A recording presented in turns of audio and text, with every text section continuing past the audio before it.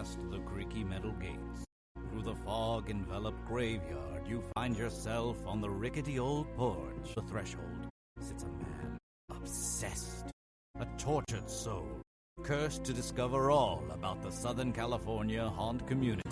You have now entered the domain of the CreepCast with Rick Creeper. You're listening to the CreepCast. All right, everybody, we're back at it. 2026 season. Here we go. It's been a while. I actually got a pretty interesting person on here. As he's laughing on mic. Interesting. Well, I look at you a certain way, and I always respected you, dude. So, let's do this official introduction of you, who you are. But today I have a heavy hitter from the industry. I would say you're the godfather of sliding with 30 plus years experience. Come on, dude, just accept it. Come on. You've gone from talent, mentor, management, business owner, and a good friend of mine. I'd like to introduce Scott Dieterman. What's up, buddy? What's up, Mr. Creeper? What's going on, man? Thanks for having me on. We've been planning this for 2 years now? Oh, geez, long time, yeah, before the initial shutdown of your system. Yeah, I mean, it was a shutdown of the system and then just life and then other things that happened. But well, in the big picture, I mean, podcasts aren't really that important in real life, Yeah. It's just a fun thing to be entertained and whatnot, so. I knew eventually we'd do this, and it's like, and like I said, you deserve it, so. I appreciate it, dude. Yeah, dude. I mean, I got a bunch of questions, so I feel we're going to wing it probably. Yeah, that's usually how it goes, dude. With a lot, the majority of the podcasts I've done, it's been a wing job, but they always come out pretty good. And, the information gets out there. And I mean, there's a lot to talk about from your early years when you were talent to management to you with Slider Dynamix to, I mean, being a mentor and training people, not only in the West Coast, but East Coast, and this phenomenon of sliding, not just it's big here, but it went international to other haunts as well. So It did. And, I want to clarify, though. It's like you say a godfather of sliding, but the reality is like I'm one of the original creators. Exactly. The creator. A lot of people like to misconstrue that, and I'm setting the record straight, which I've done before. Yeah, for sure. But it wasn't just me. You got Todd Stubler, who was Slider 1. He took it from the body slides to putting plastic and metal on his body, and Wade Gordon, the Goblin, where I came in as I enhanced the safety, elevated the game with how sliding is done. Yeah. And also turned the corner because my second year in Ghost Town, I know I'm jumping ahead. No, go ahead, dude. My second year in Ghost Town, I was put in the hanging. And that's where the... I didn't know that. Yeah, in 97. And that's where Slider shows actually birthed. I remember those old school Slider shows. Yeah. Before the actual hanging, I remember those. Yeah, and our main goal for that in the pre-show was to hype the crowd up, get them ready for the show. And we got to points like, dude, we got to do something more. And we got to make it better, more hype for the crowd, whatever. So then we started doing things. That's when I decided to come up with the whole jumping bodies thing. I looked at Goblin and I said, "Go over there and lay down." He's like, "What do you mean?" I go, "Just lay down." So you just threw it out there, like you guys didn't pick it up from anywhere else. You just go lay down, dude. Yeah, no, I was the first one ever to do it. Holy shit! Yeah, it's crazy. Hey, kitty. One of the cats came out. Yeah, I just said lay down. I said face down because I'd never done it before, and I didn't want to not make it and hit him in the stomach or in the junk. And this is back in '97. 97, right? Yeah. The old school hanging on the Calico stage, correct? Yeah, where the old location was. Now it's in Wagon Camp. Well, you have Wagon Camp, but now the Calico stage moved over to where the Haunted Shack was, and what's the hell was that ride where it's a slingshot? Oh, dude, you know what I'm talking about. Yeah. That's what the new stage is now. The old one was where they do the Christmas tree now for... That's right, it was. Mary Farm. Okay. Yeah, so that's kind of where it started, and once right around that time, too, is that, like, we came across, and I've said this a number of times, we came across a video of guys doing it in Japan, and our jaws dropped. We're like, what the hell? Really? It's like we created this, and it hasn't even been around for 10 years yet, almost 10 years, and it already went to the other side of the world. That's wild. I wish I could find that video to this day, but I can't. I don't know whatever happened to those guys. We just got a clip, and that was it. Was like, holy shit. Was Knott's your first experience, like, attending haunt, or was there anything prior to that? An actual event like Knott's, like a theme park, yes. But before that, when I was a kid, Halloween for me was always about trick or treating and getting candy. Yep. What kid wasn't that about? You know, it was about that for them. Oh yeah, dude. And then in my sophomore year in high school, me and my dad, believe it or not, got a wild hair up our asses. The day before, I'm like, I want to do something more scary this Halloween. And I go, maybe something in the front yard. He's like, okay. He's like, he just walks away, comes back with cardboard. Okay. He's like, let's make tombstones. And we made tombstones, and then we made a coffin out of a cardboard box, and we put my buddy's little brother in there. So he scared the shit out of people. Right, because nobody was really doing that back then. Yeah. So, we would, it was Halloween night, we were cruising around, or we would stay in the yard, and the kids in the neighborhood already knew what we were doing. They're like, oh, over there at Scott's house, he's got something going on. And I'd hide behind the car, and they'd come around the car, and I'd come out and just level them. That's how... Was this your local SoCal? Yeah, Cypress. I grew up in Cypress. Oh, you grew up in Cypress? Okay, which dude. is like 10 minutes further than my house now from Knott's. Okay. And that's kind of how it started. We would chase cars. Shit like that. Well, back in the day, dude, you think about it, there wasn't that many cars on the road. Yeah, but my parents' neighborhood has not changed, and it was always quiet. Okay. But we would freak out the cars. We did that for 2 years, and then... 2 years I did that, and then I worked in high school. You have these clubs, right? I was in the varsity club, and they had asked for volunteers for a local boys club haunt who would want to do it. That'd be, dude. So I'm like, of course. And I went and they painted our faces, and me and my buddy Alan, we got to work one room. Right. And we talked a little bit about it, but he had never had any kind of experience like that, and the only experience I had was my front yard. But we immediately started pinballing people in that area. It was crazy. So we did that for a night, and then, that was my senior year before I graduated. Or was it? Maybe it was junior. I don't know. I can't remember. And then I graduated high school. That next October, I worked haunt my first year. I was about to ask you that. So how old were you when, let's jump back. I think I did the same thing when I was a kid. I think me and my brother got some like Domino pizza boxes, and we turned them inside out, and we wrote like RIP or whatever. And and my brother had like the old boom box with the cassette tapes. So it was like chilling sounds or whatever. Yeah. I did have that too. Right. And Howling Wind. Right. And it was just like... Yeah. I got, the cotton cobwebs too. Yeah. All the houses are stucco, right? Right. You put the cobweb up there and you rub it like this and it stays, and you can stretch it out. And it sticks without any tape or anything. I remember going to like Spencer's gift shop and getting like masks or like shitty makeup. Yeah. Just like whatever. Like. Oh yeah. I had a shitty mask, and I wore one of my dad's coveralls. Right. Because he was a mechanic. Me and one of my friend across the street, we both wore the coveralls and just had shitty masks. And it's crazy how for a lot of like people in our industry, it started when you were kids, either attending an event or like doing your own little cool home haunt. Yep. And then you go to like a bigger event. It's just like, for me, I think I was maybe 15, 16 when I first went to Scary Farm in 92. Yeah. And I was just like, and that's when like the fog used to roll over to like Beach and La Palma. Yeah. And it was heavy. And you just heard screams. Yep.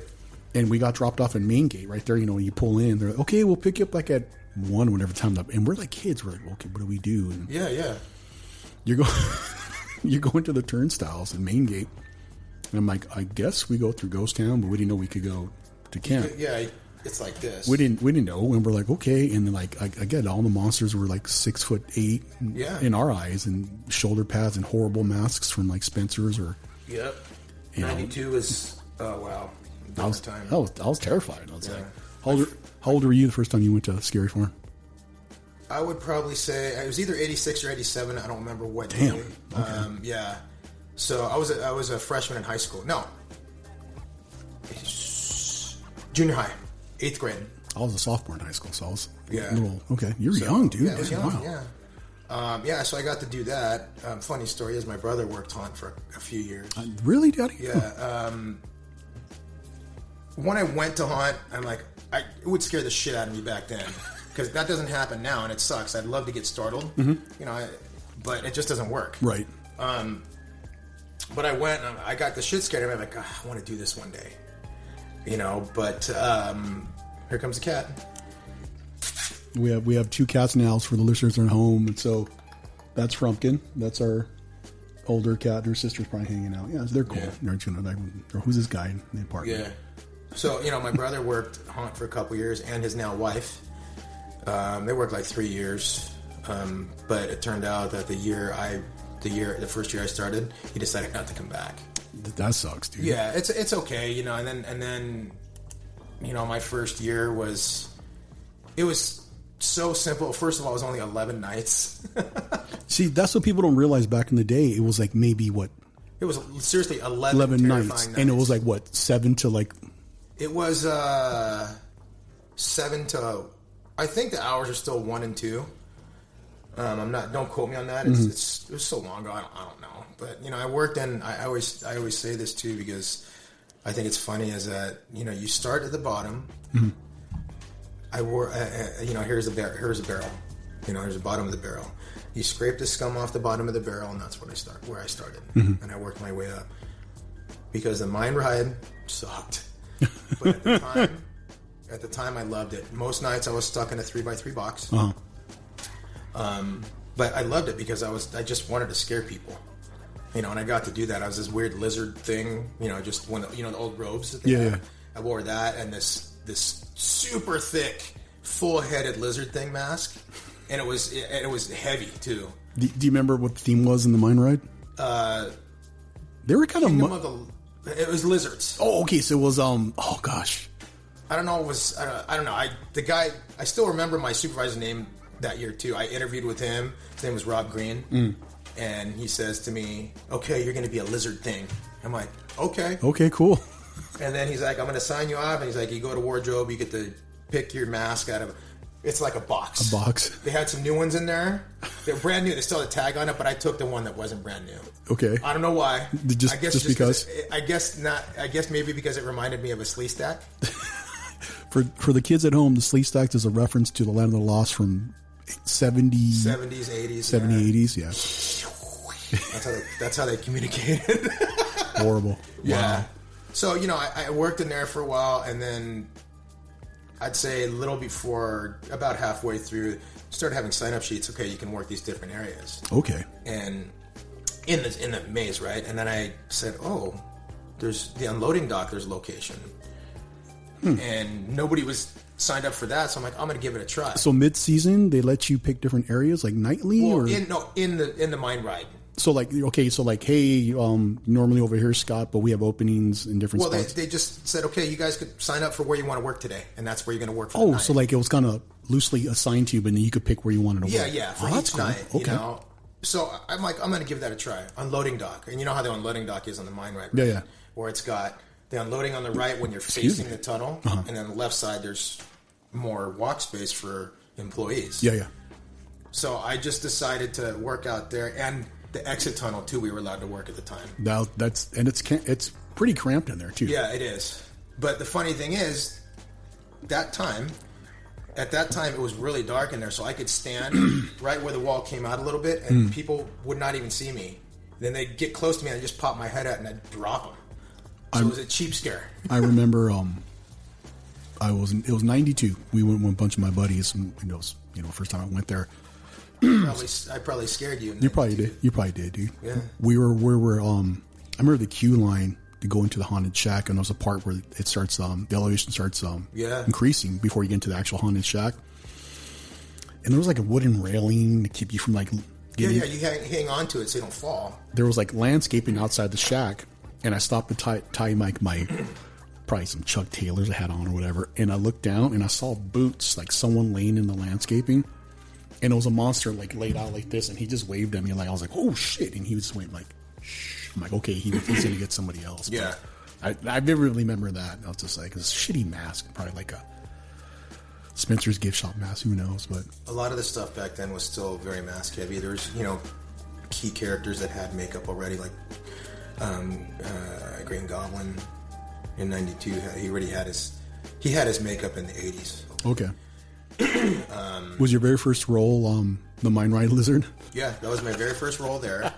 And the thing was, like I said, that attraction sucks to work in, but I loved it because I was there. I was just there having a good time scaring, and it was $4.25 an hour, dog. Dude, well, we're talking late 80s, early 90s? It was 1990. 1990, wow. Year I graduated. Again, we don't do it for the pay. We're there to have some fun. I mean, I can't imagine. I do always do a fantasy question at the end of every episode, but I can't imagine how it was to work like the mine ride or the log ride or some of these old mazes back in the day. Yeah, it was cool though because our supervisor at that time, he gave us a lot of freedom, but he was the kind of guy too. He's like, hey, you screw up, you're gonna pay for it. Yeah, you know. There was also a section, I don't know if you remember, where you're going through and the track goes over water. Yeah. So I can't remember. It's either the first or second room. They put a bungee platform in there, and it was a platform to the ground, and the bungee was tethered to the ceiling. Such a 90s thing. Yeah. I'm glad they brought those back. Yeah. So in this case, it was a good distance away. It was like 15 feet away from the train, but the ground had handles on it, so you can hold yourself down, right? You watch the train go by, and at the right time, you let go and you fly up. So it was a reverse bungee. Instead of you jumping from the down, ground up, so it shoots you. Yeah. Holy shit. So, like, I got to do that too, but the funny thing was, like, my buddy that was actually the bungee dude for the course of the run, he had, every time I went up, I wasn't heavy enough. I was probably maybe 120, 130 Well, you're a lean dude. Like, imagine when you were younger. Yeah, I was like, probably, yeah. So at that time, I just graduated 18, I was 132 pounds. Jeez. So I went up, and I couldn't recoil I couldn't stretch the bungee enough, so we had to grab my ankles and pull me back down. It was, the next train's coming, you're just... Yeah, it was pretty funny. It's pretty funny. Look at that. Reach up and grab my ankles. Look at that skinny lizard. Just yeah. It was pretty funny. So, you know, I had some good times in there, but on the dock was quite fun. And this is this is, I guess you could say, like my first time on some kind of a type of sliding at Knott's, even though I'd already started sliding in 88. Okay. You know, 2 years before I started, like, so at night, you know how when it gets kind of cold, everything gets dewy? Yeah. So that the unloading dock, the slats get slick. Wet. Yeah, they get so slick. I would start on the far side and crouch down, so when the train comes in like this and it stops and people start getting up, I'd stand up, run, and slide on my feet. Stop and go, and slide on my feet. So you're just like sliding on your feet across. Yeah. Wow. It was fun. It was fun. Like my boss at the time's like, dude, that's cool. Just be careful. I could only imagine what you guys got away with back then. Oh, it was a different game. I mean, the things that monsters did to us. I mean, it was nothing inappropriate, but like, if you got lippy with the monsters, they'd grab on you. Yeah, and sometimes that happens. Yeah, and like, I remember like in the mazes, they grab your ankles. On occasion, yeah. Even though you weren't supposed to do it back then, I saw a lot of people doing that. Well, we're talking like 91, 92. Like, I remember like some monsters. Was there monsters in Fiesta? No, but there was a maze over there, and we're getting to that. Okay. So, but yeah, no, that was sometimes that happened. Okay. They weren't supposed to do that, but you know, it happens like that. And what are you gonna do? You know, but even back then, like, and I've said this too a number of times, is that the crowds back then were even more physically violent than they are now. Yeah. You know, that's why like, when I went to streets, I immediately started wearing body armor. You know, I wore a chest protector and everything. Why were they rougher back then, you think? No idea. But they were a lot more aggressive. And really? Nowadays, the kids are just pains in the asses. I can see, like, the kids are just lippy. Yeah, they're lippy, and that's common. It's like, blow that off. Let them run their mouth, you know? Do you think it's because it was such a new thing? I mean, it wasn't so mainstream like it is now or has been the last 10, 15 years, but do you think it was such a new concept like Scary Farm? Not necessarily new, but it was a very niche crowd that went, or like maybe people, like, you don't have, like, back then you probably didn't have the super fans like you have now. Yeah. But maybe you had a lot of normies that went, like probably some drunken cholos from Buena Park. Yeah, it could have been. That was, who knows? Like I said, I mean, I got to Ghost Town mid-late 90s. Okay. And yeah, there was some rough stuff going on. Okay. You know, the thing is, like, we all just watch each other's back, and when you do that, and here's the thing too, like, these guests were more lippy back then, or more aggressive back then, but they would hold off if they knew if they knew another talent was looking at them.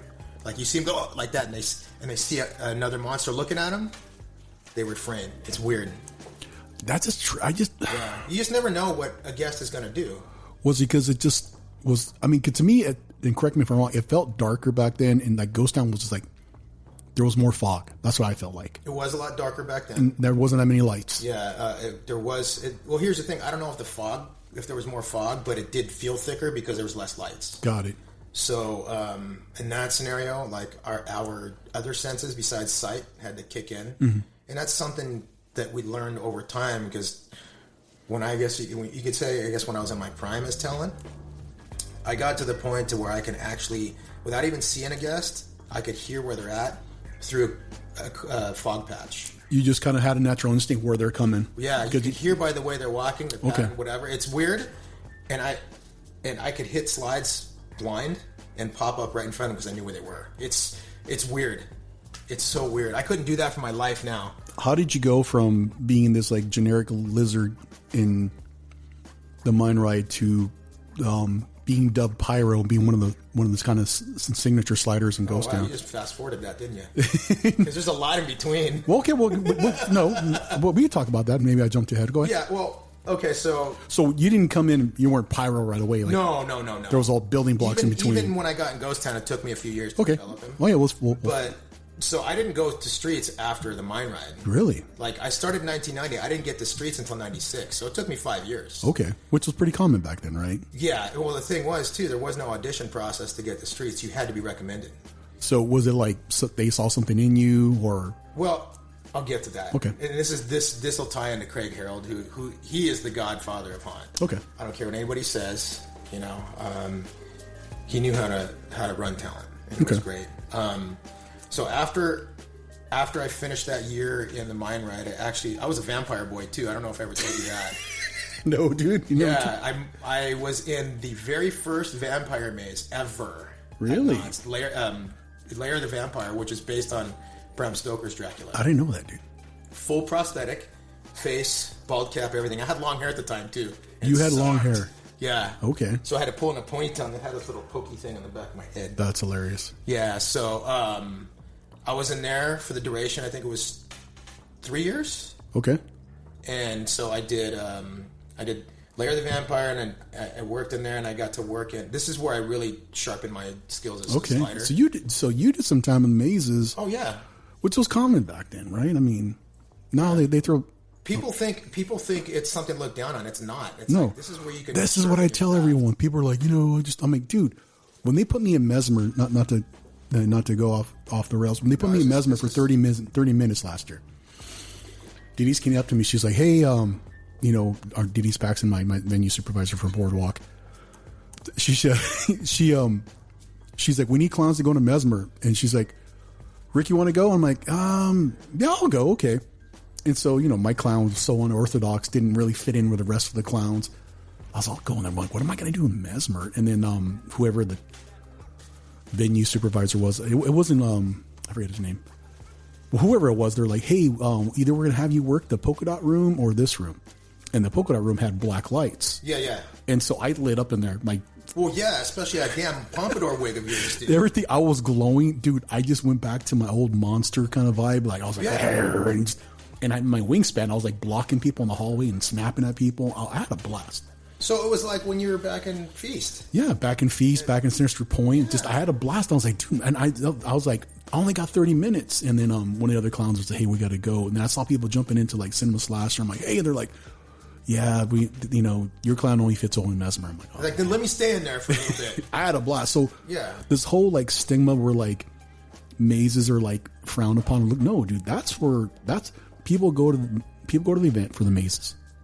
Yes, it's cool to be out in streets, but mazes is where like I think you sharpen your tools. Well, to be quite honest, there's been a shift in that. Yeah. I've never been a fan of that whole you're a mazer from a street person. Yeah. Shit, Yeah. I've never been a fan of that. There's been a shift in how, like we were just talking about. Initially, like when I was there, people would come for the streets. So, because I don't know if you know, I'm sure you've seen it, that people will come to haunt to sit in a street zone all night to watch street talent. Just to camp. Yeah. Now, mazes are a very major part of haunt, just like street talent. Yes. The event can work without street talent, though. True. So, but once we realized, hey, this is what people are coming for, we decided to level up on our own. It's like, because Ghost Town, we'll see every single guest every night of haunt, period. Regardless. Not every zone can say that. True. Because all the other zones can be avoided. Excuse me. But once you come in, it's like, okay, this is where the park sees us here. Mm-hmm. This is where the public sees us. We need to be up here at a higher level. Mm-hmm. You know, because the time you set the tone for the rest of the park. You know what I mean? It's you're the first impression of the event. Exactly. Because, I mean, nothing gets, yes. This has nothing to do, but the common person, just like the newbie or the normie, they're going to just go, we're going to go to Ghost Town.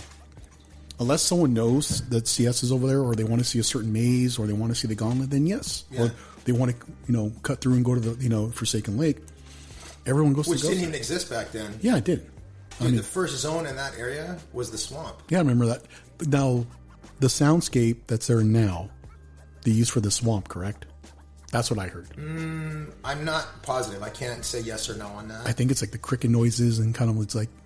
The thing is, like, I never worked the swamp. We used to do Capture the Body with the swamp crew, so I was, and we got to visit over there sometimes, so I don't recall any kind of soundtrack.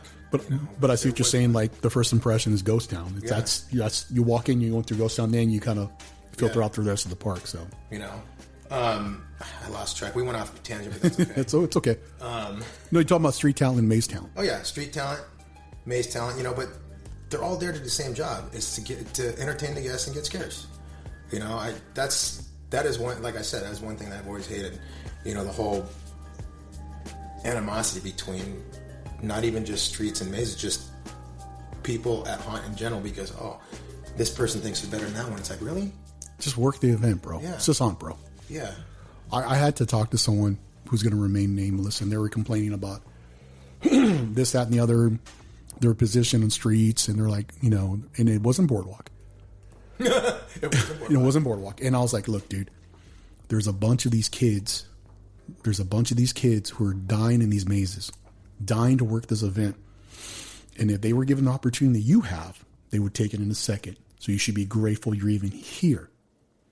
And there's people who want to work this event but don't know how to. They like me. I almost walked out of my audition at Sinister Point. Luckily, Danny, who's a good friend of mine, he's been there since day one. He caught me before I left. If I wouldn't have auditioned, we would not be sitting here today. Yeah. So I told this street talent, like, you should be thankful, dude, because it's like, yes, you probably don't like 100% what you're doing and this, that, and the other, but build on it. Show them that you could take that responsibility, and maybe from there, okay, we'll meet you halfway. But it's like, there's someone probably dying in chilling chambers, who wants to come out here and do this, that, and the other, and then they probably have 100% more talent than myself. Who knows? But you're given an opportunity to prove yourself, and it's a cool gig. It's like, and there's no stigma of this, like, we're better than them, this, that, and the other. Who cares? Yeah. But I totally see what you're saying. Yeah, well, that's the thing too. Is like, there's a lot of people that don't want to do streets, and there's nothing wrong with that. They go and work their venue and they kill it. Some people, they want to come to streets. They do their time in mazes. They come out, they make streets, and then they're lost. Yeah. That happens sometimes. Sometimes these guys come and level up. Some guys get lost and they need some guidance. Yeah. And that's how it works sometimes. There's nothing wrong with that. It's just... Because, think of it this way. You're in a maze, you have to work a small room. Yeah. Okay? You make it to streets, now you have an entire area that you have to work. To me, the maze it's more work because of the traffic, but to me, it's a little easier because, okay, good example, Feast. I had the stairwell, they came down. I had the stairwell, they exited. I had my boo box, the curtain that was the backstage area, and then I had this, like I had behind the speaker. I was like, I knew where I could hit people. Yeah. And I had it down. The hard part was the conga lines. Yeah. Now, when I got thrown on the streets in Gore, and I'm like, oh, shit. I'm like, yeah, it's a different environment. I'm like, there's nothing I have to adapt. Yeah. And I was like, holy shit. So mazes to me are harder. Yeah. Sometimes people don't understand how to work in open space. Yeah. And then there's guys that's like, no, I'm going to stay in mazes, and that's great. You can be in there 20 years. Yeah, that's your thing, then do it, Yeah, there's nothing wrong with that. at all. We're totally off tangent. No, but we were talking about how you went from the Mind Right to Lair of the Vampire, and there was the couple you did 3 years and then Lair of the Vampire before you got to Ghost Town. No, I did one other venue after that too. So, but yeah, in Lair, I worked in, I can't remember what it was called. It was the Garden or the Catacombs or whatever. Mm-hmm. Like I said, I'd already been sliding for a number of years before that. Okay, and my boss at the time, he's like, hey, this is where I'm going to put you. He's like, you can slide here, but I'm also going to pull you out front too. But this area had like a hallway, a room, and then another hallway. And this room had a big tree in the middle of it. So they built the room around the tree, right? Okay. Because it was outdoor part of it where my area was. Mm-hmm. I learned how to slide around corners Holy and scare shit. people. Okay. Yeah. So that helped really, hone my skill in as far as accuracy and whatnot. So that's where I started. And then one day my boss was like, hey, I'm like, what's up? He's like, go up front. And this is when Big Mike, God rest his soul, he was working with me. Homeboy's 7 feet tall. Jeez. Big, tall, skinny dude. He was an actor too. He was in Married with Children and shit like that. Nice. So we're out there working one time, and he's doing his thing, and he's got this handkerchief, and we didn't even talk about it. Just somehow it clicked for both of us. He knew I was behind him. Yeah. I don't know, like 20 feet, and he did his handkerchief thing, and then he stopped and just stood there and spread his legs. And I came hauling cookies, and I slid right between his legs and got the person in front of him. So, what were you wearing as far as gear? I mean, no one was fabricating gear like how it is now. No, I was wearing shitty, like, early Rector pads back in the day. Okay. With no sock sleeve or anything. It just had a bottom strap and a top strap. Shitty caps. It wasn't great. Now, these were purchased somewhere, or did you? Yeah. Well, the funny thing is, my dad used to own a skate shop that turned into a bike shop when I was a kid. Okay. So I just grabbed it from stock. It's leftover stock. He sold the bike shop, the skate shop, whatever, but he had stuff at the house in a box. And I started digging through. I said, hey, he's like, take them. And these are pads for like skating back in the day. Yeah, like old shit. Like before skating went dormant, right? Okay. So I used those for a little while, and then I actually came across Rector Fat Boy pads. Okay.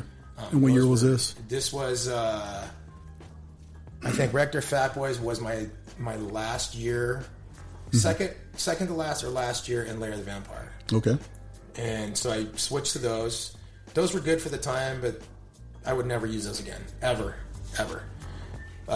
When did you realize, like, this could be something? Like, you and the guys you ran with, like, it wasn't just like, oh, let's just try this, see if it works out. Like, when did you realize, oh, we can incorporate this, like, in terror scares as well? Well, it's hard to say, because I just, like I said, I started sliding 88, leveling up everything, and they were doing it in Ghost Town, but at the time it was body slides. Right. Yeah, seriously. Slide into home plate. Yeah, basically, like, they wrap their bodies up in cheesecloth and with a volleyball pad. Yeah. Knee pads. I'm like, yeah, I'm not doing that shit. I remember seeing dudes, like, with the white bike knee pads, like the volleyball pad. You know what's funny is, like, they scared the shit out of us. So Bobby, the Lion drummer, he never switched over to the big skate pads. He always used the bike pads, and he glued a recap to it. Okay. Todd Stubler, he never switched to the skate pads either. He used what worked better for him was he got the Trace softball knee pads, and he put a recap on that, and those worked great for him.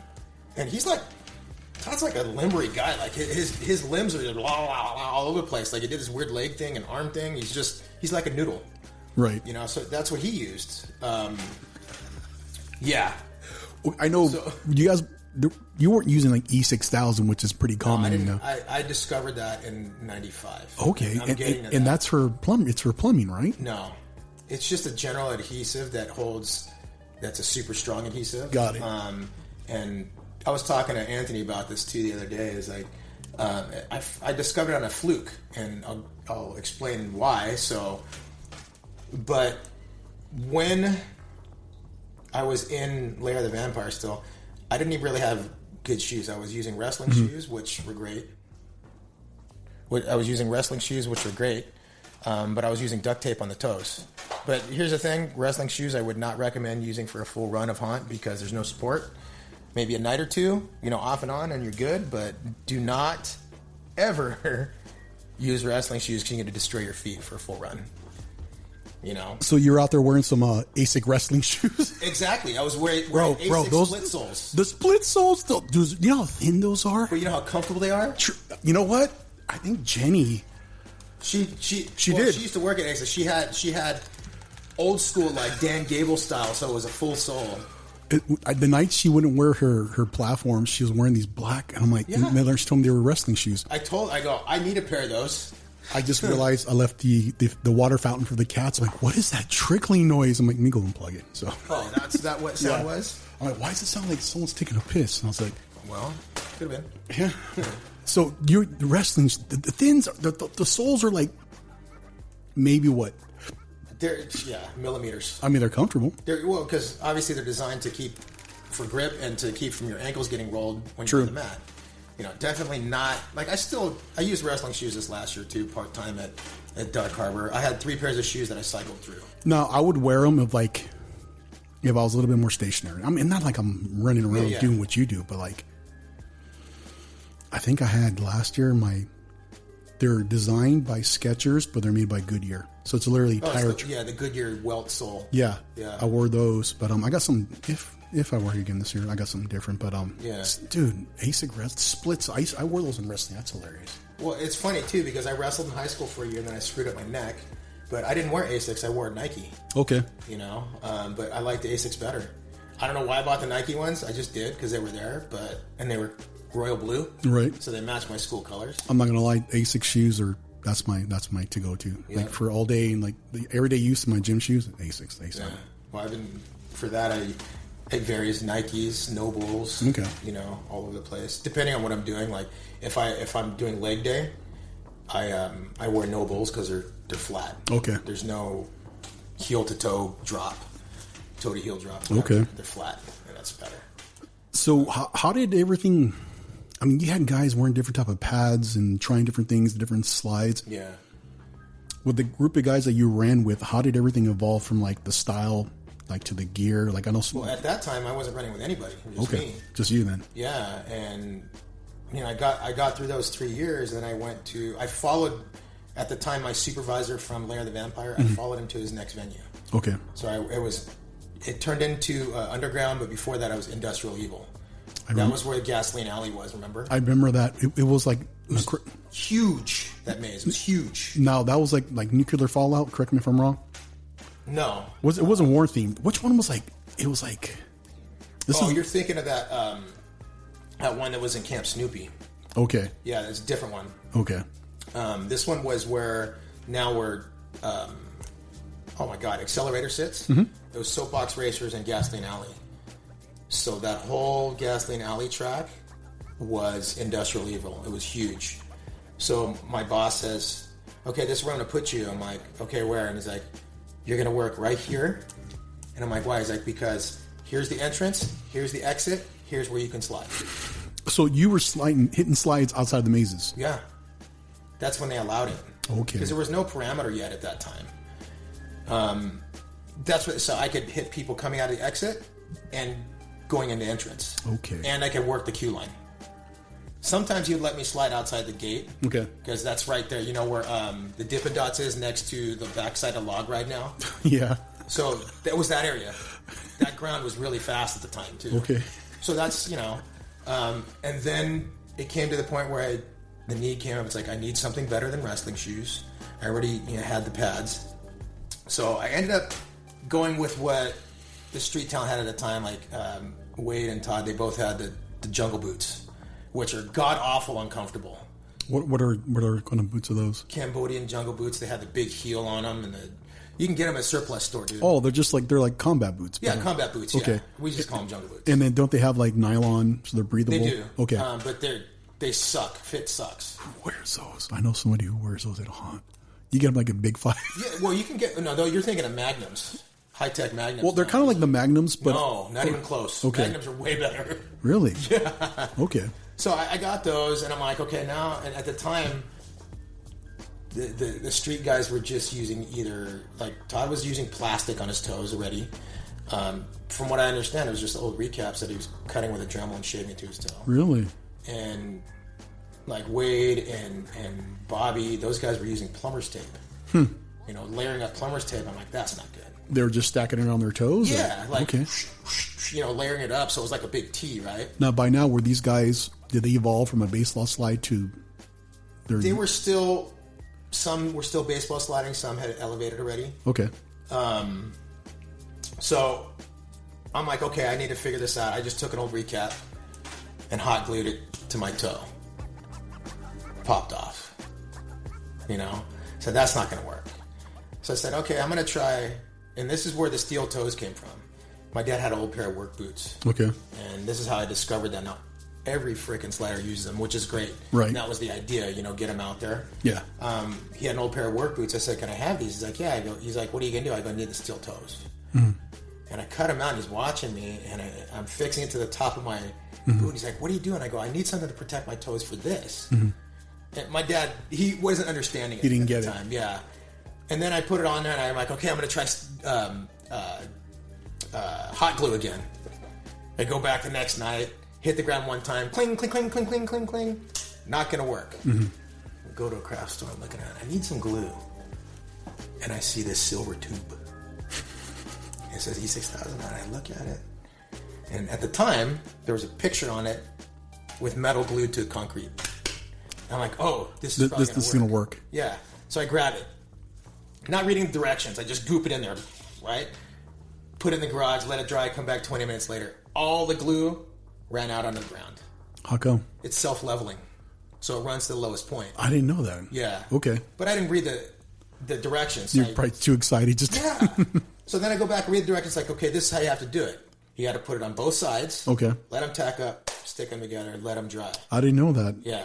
That's how the sliders do it nowadays? Or? I don't know if everybody does it, but that's how you're supposed to do it. Okay. I've only ever lost one toe after using E6000. That was user error.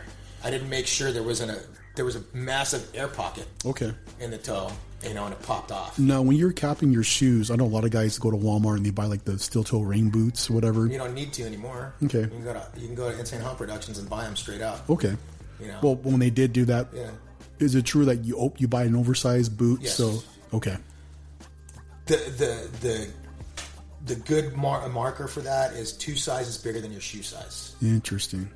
Also too, like this is something I do and now other people do too. And this is out of a necessity because I started using Doc Martens. Okay. And you know how Doc Martens has a lip, right? Yeah. So the steel toe has a little lip underneath it that prevents it from sliding over it. So at the time, my girlfriend at the time, her dad had an air drum on his garage. And I had him cut the lip off the bottom of the steel toe. And I put it on top of my shoe. Perfect fit. And ever since then, that's what I've gone with. Every pair of steel toes I have, I cut that lip off. Perfect fit, plus it provides a better gluing surface. And with some shoes, you can actually downsize the steel toe. Interesting. Yeah, so that's how I found E6000. And, those are things I'm going to spread the word and tell people, hey, this is what works. So you weren't trying to keep it, like, inclusive, just you? And No. Okay. Like, the funny thing is, too, is, like, before even... In 95 is when I was in Industrial Evil. Okay. And obviously I'd get dressed in the back at Warehouse P and I'd start walking out and one of the Ghost Town guys, I can't remember which one it was, he's like, hey, what do you have on the toe of your shoe? And I already had a steel toe. I applied in 95. I was 19. Yeah. Of course I didn't work there, but... Yeah. And I told them and like, oh. And that's kind of how it started steamrolling. And, I think it's great that it's readily available now where you don't have to go to a store and spend $30, $40 on a pair of shoes just to destroy them. You can get a set of toe caps for like $10 to $20. What are the toe caps made from now? Steel. So they're fabricated and they're just... Yeah. Okay. Yeah, they're steel. You can go on Amazon too and buy them. But you always want to support small business that caters to our niche. No, I get it. Yeah, of course. Yeah. So you were doing that in 95. That is wild. Yeah. And then, I get through that year. I had a blast that year too. Like when my boss said, hey, go outside the exit gate and slide. Oh, I went to town. I went ape shit. And then 96 comes around. And I thought 5 years I'm done. Yeah. 96 comes around. It's year 6. How old were you at the time? 25. Okay, you're still a young man. Yeah, I was a young buck. I was still in college playing water polo. Okay. So I was still in really good shape. Initially I was running Ghost Town by myself. So you're in Ghost Town by then? Yeah, 96. Well, I keep skipping around. You're good. So I come to Ghost Town. I had been... Craig was the guy that talked to you, and my boss, who I worked with for those last 4 years, from year one that I was with him, he kept telling Craig, hey, this guy wants to go to streets, come and see him, he's ready. Never happened. And I saw him a couple of times talking to him, looking at him like this, and he's pointing at me. My body's pointing at me, and Craig's looking at me, and he keeps doing this. And so in 96, I go into our rehire, which rehire was a lot different. Yeah. And I go and sit down, like, so where do you want to go? I go, I want to talk to Craig. They're like, well, I go, I want to go to streets. And I told them the scenario. And they said, well, I said, I just want to talk to Craig, or I'm going to take a year off type of thing. And they're like, okay, just go ahead and sit over there. 20 minutes later, I sit down with Craig, and I start talking with him. He's like, okay, so where do you want to go? And I said, you want to go to streets? I said, I want to go to Ghost Town. And I said, this is, I've been recommended this many times to you. I've seen my boss at the time talk to you. So you had reasoning why asking for it, because yeah. You've done the time and you've been recommended. Yeah. And I said, I want to go to Ghost Town. I love the area. And he's like, well, what about CS? I said, no. And he's like, why? I said, me coming in as a guest, I always went through both zones, and I really liked the way the Ghost Town talent work with each other. And I want to be a part of that. And he's like, okay. Here you go. 96, 95? 96. What was the theme in CS at the time? It wasn't the Gauntlet yet. It was still, was it Street Punks?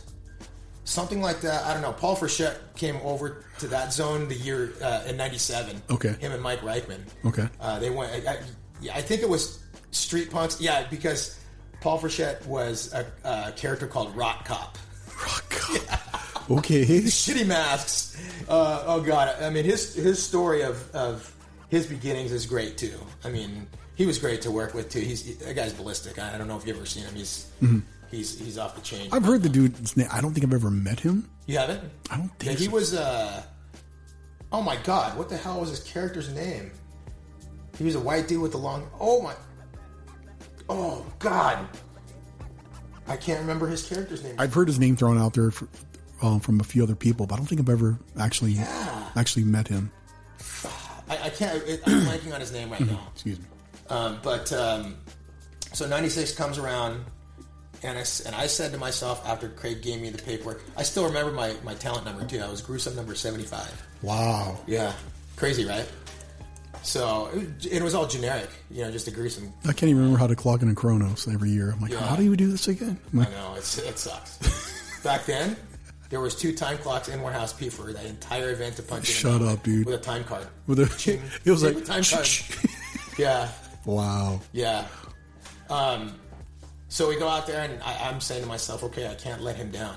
Okay. He went out on a limb. You went out for even though I gave him some background, so I'm going to go do my thing. And I just went Richter, dude. I was all over the place, working every street that I was allowed to, scaring the shit out of people sliding, because that's when I was like, okay, now I can really slide. What were the borders like back then in Ghost Town? Ghost Town exit, or Ghost Rider exit. Okay. To that was Silver Bullet border. That was Gypsy Camp, right? No. Gypsy Camp was, at the time, I think Gypsy Camp, don't quote me, whoever's listening, it might have been in CS at some point or somewhere in that area. But we couldn't go into Silver Bullet. The far side of Calico Square where the train comes into the depot, right there. Okay. The railroad tracks on that side. Okay. But we could go all the way to the Western Gate at that time. Really? Yeah. Which later on turned into Backwoods Street Zone. A lot of people don't know that. Did you go the way where it used to be Bigfoot Rapids? Yes. So you passed like the Mystery Lodge? Yeah. That is a no man's land. I went through there to get to the office, and like customers were like grabby. I was the ground was fast. Really? Yeah. Okay. I don't know if it is now. I think it's been resurfaced. I don't recall. But so yeah, and that's when everybody's like, "What are you wearing on your?" More guys started asking what I was wearing on my toes. Okay. And I explained it to them, and they're like, "Oh," and then they slowly started changing, and then spreads. What was your character in Ghost Town your first year? My first year was a skeleton guy, just a random skeleton. I have a picture. Okay. of it. Let me see if I can find it. Just like a generic mask. And just... Yeah, it was my mask. It was a mask. Funny thing is, from Zagoni Studios. Okay. And I met the grandson of the owner. Those are years ago old. at Transworld. Those take me back to like the 80s, like when I was a kid. Yeah, they still exist. Yeah. 3 years ago, I told him, I said, hey, I have this mask. He's like, we still use that mold. That's crazy. Yeah, and that's, it's insanity that they still use it. Let me see. I just can't believe how big the borders were back then. I mean, all the way to Western. That's crazy. It was pretty intense. So you'd pass Bickwood Rapids, which is now Calico Rapids. You pass the Mystery Lodge. Yeah, you couldn't go past the railroad tracks on that side going into Boardwalk. Okay. Which Boardwalk didn't exist at that time. Okay. And correct me if I'm wrong, when Boardwalk was there, the clowns used to go all the way to the tracks, correct? Yeah. You could go past the fountain. That was they could go all the way to the tracks and all the way to the tracks on the other side going into Fiesta. That's crazy. Yeah, all that area was theirs. That's great. That's a big zone. Yeah. But what was weird was, so that Midway by Log Ride, that was off limits. Really? They could go around it like this. They'd have to go around, but they couldn't go through. We couldn't go in there either as Ghost Town. Interesting. It was interesting to say the least. That's where the old shooting gallery used to be, but now it's Panda Express. Yeah. Which I'm not going to hate, because when we were on break behind there in Lakeside, it's like, okay, we had access to Panda, so I'm not going to complain. So yeah, Panda Express is I mean, because it's like, you want to eat somewhat decent, you don't want to eat something else. It's okay, you can eat some chicken, some veggies right there at Panda. So yeah. So then, a couple weeks in, Goblin Boy Wade says to me, he's like, hey, come work. Why don't you work with me tonight? I'm like, what? He's like, yeah, just come and run with me. And this is he thinks it's funny when I say this. Like, I haven't talked to him in a long time, but that was like a fanboy moment for me, because he was one of the reasons why I wanted to work Ghost Town. Mm-hmm. And then I'm running with him, and basically, like, okay, showing him what I was capable of.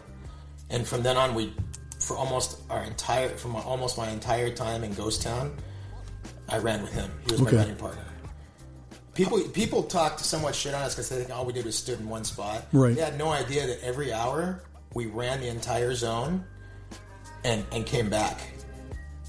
It's crazy. I know, like, back in the day, like, even like recently, people say the 90s was definitely like little wild. It was darker then, more fog, and just how was it? Not only attending but also working in the park, in that era. Well, it was good. Like I said, the guests were a little more aggressive, but just the scare factor was incredible.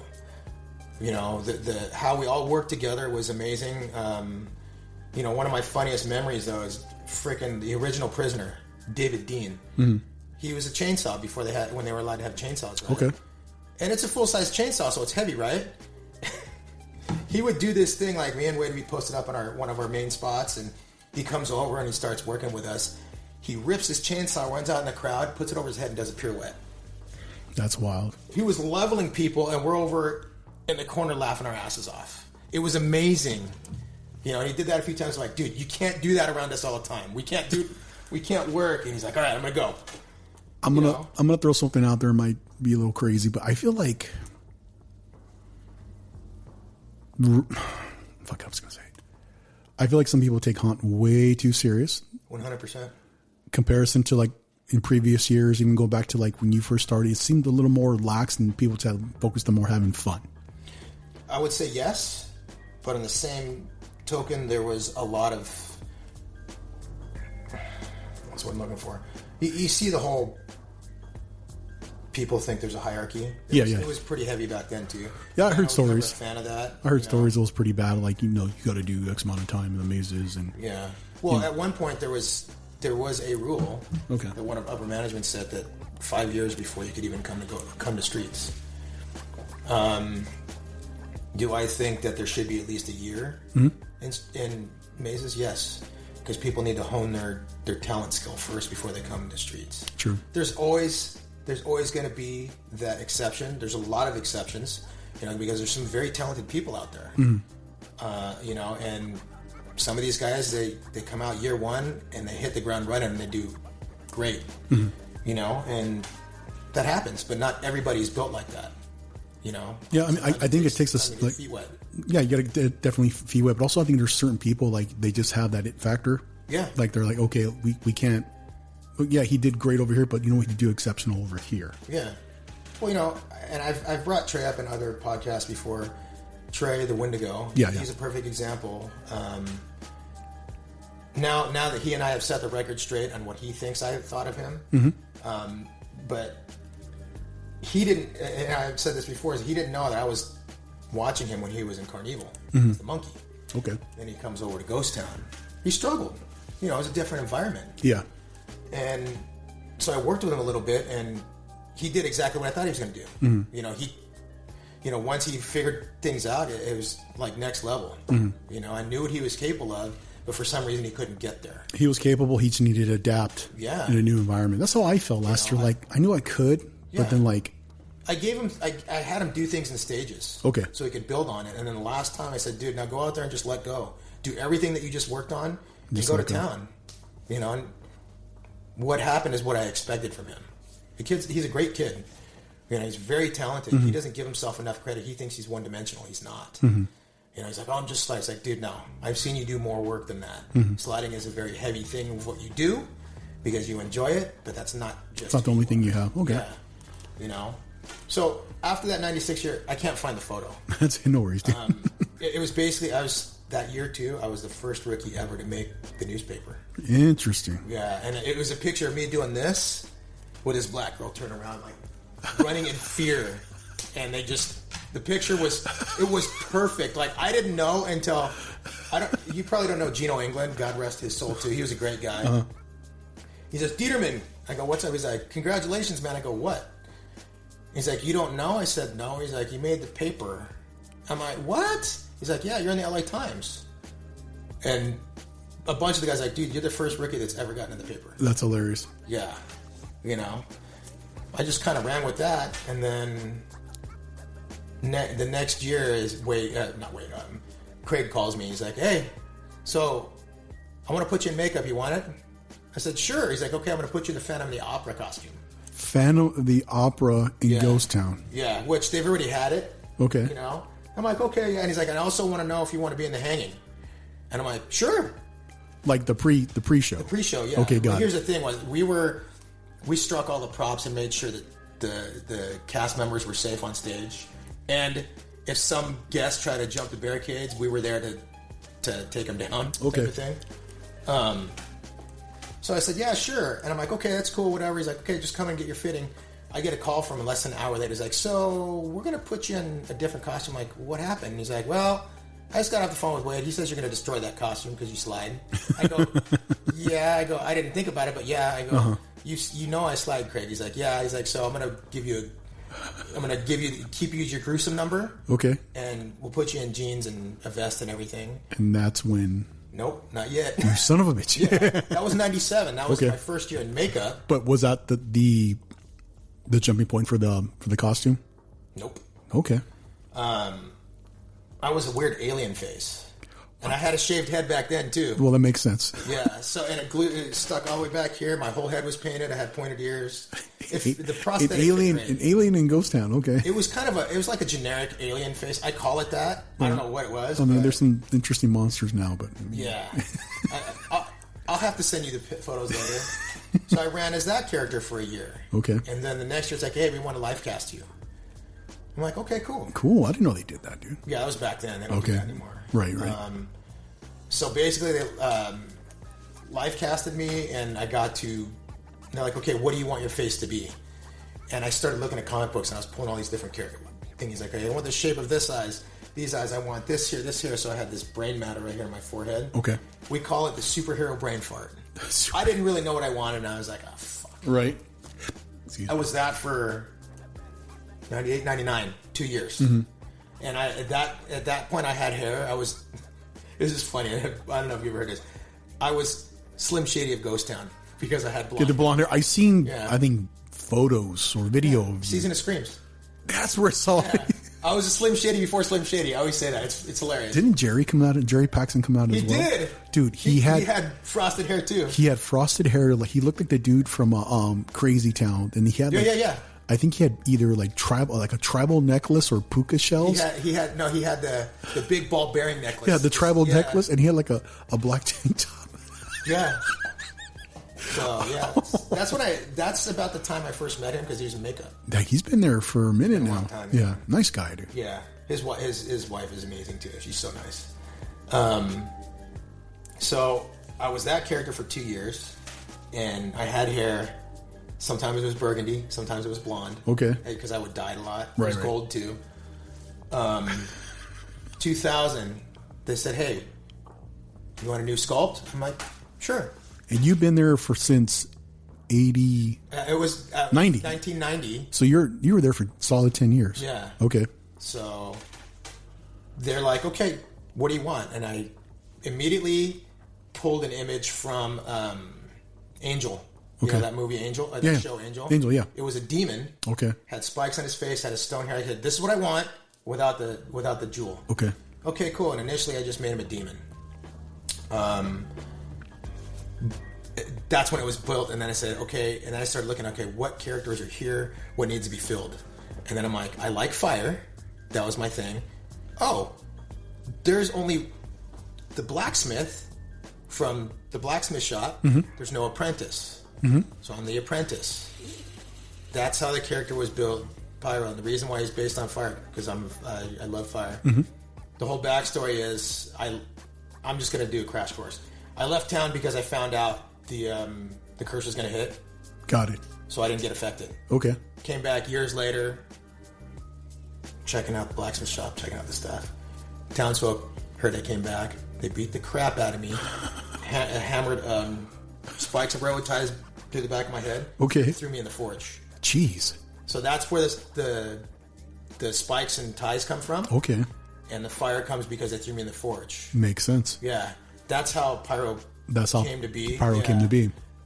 Now, was that just a character name, or was like your official haunt name? That turned into my character / haunt name. That's kind of like me. Okay. Yeah. But nobody. Here's the thing: most people don't call me Pyro; they call me Dietz, and you know that. Yeah. You know, even on my name tag, it says Dietz. Yeah, that makes sense. Yeah. So that's how it started, and it was fun. I even Ted Doherty actually helped me do the backstory on that. Really? Yeah, I mean, I was telling him, hey, these are the elements. I don't know how to put it together. He's good at story writing. Right. So he was still talent at the time? Yes. Okay. And that's when he was running Ultimate Haunt. I just complimented him on his most recent, well, not the most recent, but an episode he had the Midnight Syndicate on. Yeah. And I reached out to him, and he's like, he may or may not be on here, but we'll see. Yeah. My cousin was a guest on his show too, Rib Effects. Okay, yeah. Okay, yeah. Yeah, a lot of people don't know that. But yeah, Rib Effects, he's my cousin. Okay, I didn't know that shit. Affair for us. Oh, nice. But so he helped me write that, and I even tied in the colors that my makeup is. Like, based off the color shows how angry I am. Grays and whites, I'm super chill. Reds, yellows, oranges, I'm angry. And then blue and white, I'm super pissed. Because you know how fire burns clear when it's hottest. And white, so it was kind of that thing. Remind me what the costume looked like. It looked like classic Knotts from the 90s. Yeah, it was classic Knotts. I had my pants, my cowboy shirt, and I still have my original Ghost Town vest. I kind of figured. Yeah. I actually wore that in Sliders Unite this year. I'm not going to lie. I like that look. Yeah. Even like Chopper when he was in Ghost Town, just that classic 90s look. And yeah. I dig it. To me, it just takes me back to like my childhood. You know who I do have to mention, though? It just came to my head. The guy that, Jesse Escalante. Yeah. The kid that reinvented and brought back Ghost Rider. Have you seen his costume? It's amazing. With the lights in his chest? Yeah. He is the second coming. Yeah. An evolution of Ghost Rider. The first one was done by my buddy Jeremy. He did the original Ghost Rider. There's a lot of young talent that has so much potential. Yeah, that kid is crazy talented at mask making too. Yeah, not only mask, but Jesse, I'm giving you a shout out, bro. Not only we chatted online here and there. I'm on my way out. I've been open, honest about it. Old fart. I'm 50 years old, dude. I mean, that's no excuse, bro. I'm good. I'm good. 4 years older than you are. But the thing is, like, I'm pretty content. So it's like, yeah, what's next? A couple other zones, and okay, cool. I'm happy. Like, I'll be happy. But the point is, there's so many younger, just more vibrant talent that just I see how a lot of them are just like building their own costuming or adding tech. It's just like, oh, that's so cool. It's just And I was like, you know what? That's the future of this industry. So when I saw that, I was like, holy shit. And I realized it was Jesse. I go, okay, I'm not surprised. Yeah. You know, how it came together. I know he had help with the design elements, but the way that kid's brain works, it shows in his work. Yeah. And what he puts out. Even when he's out there, his talent. Yeah. How he works, you know. Yeah, nice guy. He's, you know, I like to rib people online. Everyone thought I was going to Ghost Town last year. And he's like, hey, do you want me to put you on the cast page? I'm like, no, I'm just messing around. I'm not going to Ghost Town. Like, you know, I always do like these subliminal posts on my Instagram. It's like, no, it's like, you know, I'm not going to share where I'm going until it's official. Yeah, yeah. But nice guy. Really nice guy. Yeah, but, you know, Pyro's, like, I had that face. That was the first generation. You know, a few years went by. I got another resculpt. Okay. And that was better, more, you know, a little more defined spikes and railroad ties. They weren't straight like this. There were different angles. I want to backtrack a little bit, though, but my first gen Pyro face ran Ghost Town last year, and guess who was wearing it? Lance. Really? Yeah. I told him, I said, bro, this is my first generation Pyro piece. He's like, what? Really? They just didn't run it with the horns. Got it. And it fits great on him, you know? Apparently my face last year, it was someone else's face like years ago in Boardwalk. Yeah. Who was it? Someone on like on the fan page. Oh, it's cool to see my old face out there. John Olson. Yeah. I was like, okay, cool. John Olson, yeah. I was like, they tried it on someone else 2 years. It didn't fit them well. And then when they threw it on me, I was like, okay. I felt like it fit. I felt it looked good. Yeah. You didn't like it? You didn't like my face? The look was good, but this part was off. Well, for me. The mouth. There's a reason why that was. Didn't fit you. Someone decided to do that. Let's just say. Okay. That. Yeah. But besides the mouth, I mean, other than that, it looked great. Okay. I love the pompadour. Yeah. I was like, of course he's got to have big ass hair because he's a big bitch. That's what I was like when I saw you. I thought the hair would be hot. The jacket was hotter. Yeah. And the body traps heat here. Yeah, and that was the light weather. Yeah. Light weather jacket. But I mean, after a while, I got used to it. But the hair, because it was a wig. Oh, how did she categorize it? Cheyenne said the style of wig was there was a big gap between my actual skull, the head, and then the foundation of the wig. So there was a big pocket there. Airflow. So we got that breeze. I was like, the wig was comfortable. It was the jacket I was dying in. Anyways. Yeah. No, this is great. We're talking about your makeup and stuff too. Your overall look. I loved it. I appreciate it. The funny thing is like, it didn't matter. You could have worn something else. I still would have known it was you. You know why? Because your walk is the same. The same walk. I can. But the guests don't know that. Yeah. I'm like, yeah, that's right. But yeah, so I got a second gen face done, and then it's funny because Jeremy actually sculpted that one, and he also sculpted my third generation face, which was a pullover. Okay. So I had him make that one because for slow nights, like it was a thing we could do back then. So on slow nights, like Wednesdays, Thursdays, I would wear my mask. And this is funny too. This is when Tim was still there. I'm standing outside warehouse PM my break. And how long was Tim there for? Oh God, dude, Tim was there for years. No, Tim was the wardrobe man. Yeah, he was. Yeah. So he gave me shit about my shoes. He's like, "Oh, you gonna put something else on?" I'm like, "This is what was it? Scare School. I'm only wearing these for Scare School." He's like, "Okay, I want to see something different when you're out there." I was like, "All right." Yeah, he and I had a great working relationship. A lot of people didn't like him. It's just it was good.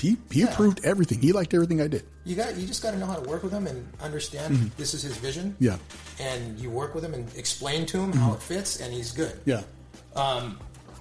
So then I was out there and I had my mask on, my do-rag and everything because that was my thing. And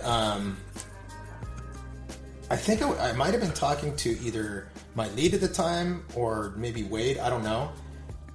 And I see Tim out of the corner of my good eye because I have a bad eye. He keeps looking at me. He's like, Dieterman. I go, what? He's like, how did you do that? I go, what? He's like, your ear. I'm like, huh? He's like, how did you make it look like it's all burned out like that? I said, Tim, this is my mask. He's like, what? He gets close, and he says, holy shit, that looked better to your makeup. Wow. Yeah, because my mask has ears on it. Okay. And when it was pulled out of the mold, the ear didn't stay intact on top. So Jeremy just made it look like it was charred out. Okay. And it was perfect. So he fixed that imperfection. He just painted it and made it look like it was burned. Okay. So it was crisp, right?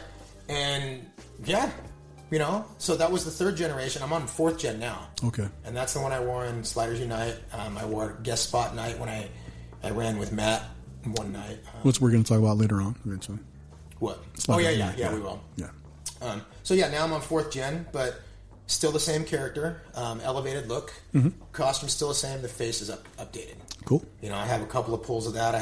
I have molds for both third and fourth gen sitting on my floor in my room. That's funny. You know, so the downside is since they've already been poured with latex, okay, can't pour silicone.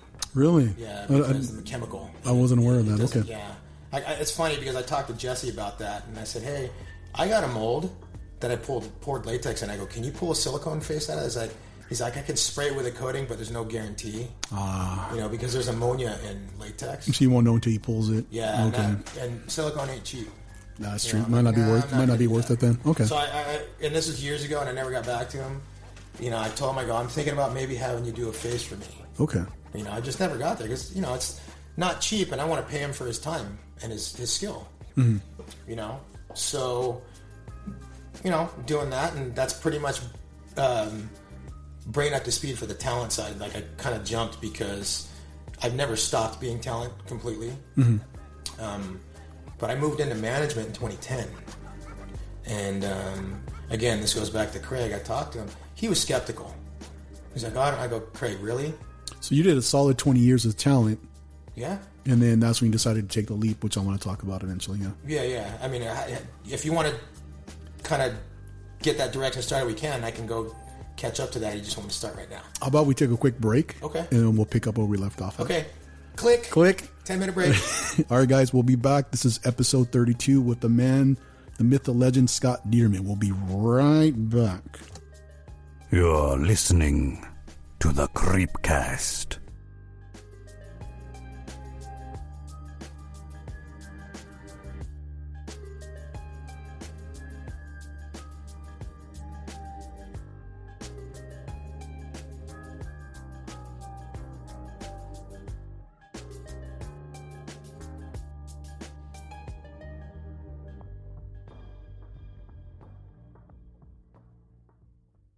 Don't you dare try to escape.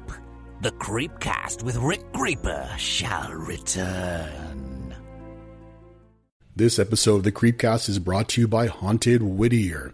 I've known the owner, Jacob Caputo, for a couple of years now. We've actually worked together over at Not Scary Farm. And on top of that, I've actually done these tours. Myself being a veteran of the haunt industry, I can tell you this, the experience is very top-notch. Jacob's a total history buff, so when he takes you through these locations, he's giving you the real documented history along with the hauntings. Here's what to expect. Pio Pico's mansion, the eerie, real-life legacy of the last Mexican governor here in California. This one's pretty cool, actually. Historical ghost walks, explore the documented spirits, the dark side of Uptown Whittier. Museum flashlight tours, that sounds kind of spooky. A pitch-black journey through the Whittier Museum. Because he knows the history so well, these stories really resonate with you. You can follow them on Instagram at Haunted Whittier Tours or on Facebook at Haunted Whittier. And also, head over to hauntedwhittier.com to grab your tickets and make sure you tell Jacob that Rick Creeper sent you.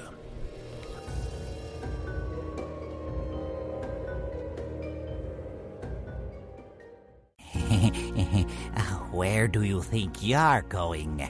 There is no escape from the CreepCast with Rick Creeper.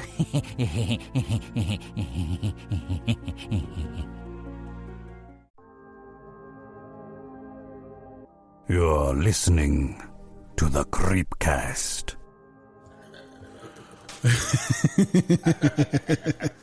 All right, guys, we're back at it. Episode 32 with Scott Dieterman, veteran Slider haunt monster talent, manager, entrepreneurial mentor. What else am I missing? Trainer, everything pretty much. No. So, before we jump ahead, I know we're kind of going down a rabbit hole of certain things. I wanted to discuss with you, you've always been a mentor to a lot of the talent, particularly the Sliders, correct me if I'm wrong. Yeah. Did you start, was that something naturally you did on your own? Did it happen out in the streets when you were still working actively, or was it something you did more when you stepped into a management role? Well, It's funny you mentioned that because like I started sliding back in '88, and fortunate for me, like I was able to sharpen my skills very quickly. The first time I ever tried to slide, I slammed into my parents' garage door. Jeez. You know, because I didn't know how to stop. That was the first thing, but you know, I slid for 2 years, and then I started training people in 1990. And you know, that was about, you know, like I said, the same year that I started working haunt. But the first time, I guess you could say, I really got a taste of it for Scary Farm was in '97 when Craig decided to open up the platform, saying, "Hey, do you guys want to help some of these new people that are coming and learning to slide?" And we're like, "Yeah, absolutely. What I'm going to do is like, well, we're going to do it today right here in front of Birdcage." I'm like, "What?" That's crazy. It was before opening, you know, so it was just a crash course thing. So it was me. Was this like the park wasn't even open yet? You Correct. guys, so you guys were in. Well, it was haunt time, but Okay. it was before the park opened to the public. Got for it. That night of haunt, and so it was me, Red Wolf, Wade, and I think Todd was there. I don't recall, and maybe Scott Raleigh. But you know, people would like, "Hey," Craig would tell them as, "Hey, you want to get some tips for sliding? This is where we're going to be today." So I went out there, and that's when I first met Jeremy too. Did a crash course with him, and it was quick. It was like, I think maybe 30 minutes. So you can't learn much in 30 minutes. Yeah, just You know, it's crazy. I mean, you got to go out there and get your hands dirty eventually. I mean, Yeah. And even back then, though, like compared to what I do now, back then doesn't even hold a candle to the level of stuff that goes into it now, and how I develop these guys, you know, across the board. And over the years, it was just kept doing like that. Then they Craig wanted to implement a certification program, and Wade put that together, and we did the testing and all that stuff. We kind of went through the steps ourselves first to see, and then we went from there. Like the first year, I actually went through the test. Okay. And you know, whatever certification you get, we used to get little slider cards. And then after that, every year that we would do a certification before open night, whatever. We'd run them through the tests, and Wade's all, "Come with me. You're gonna go facilitate the test with me." So that's when I started doing the certifications, and this was still when I was talent. Oh wow. Yeah, it's crazy. And then, you know, we did that all the way up until 2010. There were years where I didn't work. I wasn't a full-time haunt monster, but I guest spotted like a half a dozen nights. Okay. And I did all of their promo events, which was great. Going out with a hearse, those were so fun. You know, I go to colleges, Okay. and promote haunt and stuff like that. That's when they still have the hearses. Should sign me up. I'll do that now. I don't think they have the hearses anymore. I mean, could be just wrong. like, you know, I would be okay just working here and there at this point. Yeah. But like we used to go out, like me and one or two other monsters would go out with. It was Angel at the time. We go out with him, and he and I would cut it up in the drives out there all the time, and we go to Angel Stadium, all the colleges, high schools. It was great. That's cool. Yeah. So again, we just went off tangent. That's okay. No worries, dude. So yeah, I was doing that with Wade, and then I moved into management, and That was in 2010, right? 2010. So you did solid 20 years of talent. There, you're taking guys on your wings eventually, and then they got you as talent. You're certifying guys as sliders. Yeah. Now, were you approached to transition to management, or you took that step? I took that step. Okay. I felt it was time to make the transition. Mm-hmm. You know, obviously I wasn't going to completely put being talent to bed, you know, because I still did, you know, you get when management gets to go out and guest spot. That's kind of cool. I love that. Yeah. So, you know, I still did that, but I approached Craig and said, "Hey, you know, I'm thinking I want to do this year. And he's like, well, he was skeptical. And I said, "Craig, why?" It's like, you know how I do things there. You know, there's been bumps in the road, of course, you know, but that's life. Yeah. You know how I do things there. And he's like, "Well, hang on, let me call Laura," because Laura Hanneman who owns Cauldron. She was running the event at the time. He calls her because you remember where the entertainment office used to be? Yeah. So Craig's office was up there. I was sitting there, and he calls her, and she's in the back. And he was telling everybody, he's like, "Well, send him back. I'm in my office right now, obviously." So I walked back there, and we talked for I don't know, it was about 10, 15 minutes. She's like, okay, let's get your paperwork done. Now, what was the title back then? Back then, it was Talent Captain. Talent Captain. TC. Yeah. Okay. Funny thing is too is like they brought the venue supervisor thing in, which was a great idea. And in 2005, a lot of things kind of were in my brain in 2005. I talked to Craig about that exact type of thing. It's like, bring in somebody to these areas that can focus more on the talent development.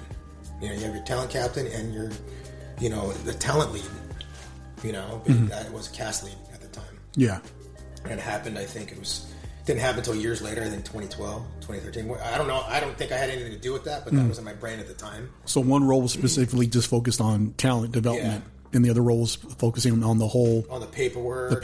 And, and stuff like that. Okay. So, yeah. So in 2010, I immediately took over Ghost Town. Okay. It was kind of weird, too, because there was a scenario where Ghost Town had right around 100 bodies at the time. Okay. Which is normal, right? I mean... No, I think they're at 80 something now. 80 something like that? Between 75 and 80 something. Excuse me. Uh-huh. When I came into Ghost Town as a rookie, it went up to like 120. That's ridiculous. But plus the borders were bigger back then. I mean, yeah. It was crazy. So that's a lot of influx. talent. Yeah. And at the time, I think it was before that, it was in the 60s range. Okay. That's double. Jeez. Yeah, and Craig knew that, hey, you know, it needs to be increased because we're not utilizing, you know, there's not enough people out here to utilize everything and get the scares we want. Okay. Type of thing. So I came in at the right time. It was crazy, you know, but some of the people that came in with me that year fell off after a year. They just disappeared. You know, I was one of the few that stuck. So I was running Ghost Town, and then CS had an issue where their lead got fired. And I didn't know this until Craig calls me on the radio, and he pulls me aside, and I start talking to him, and he's like, so we had this issue happen. I need somebody to help run CS.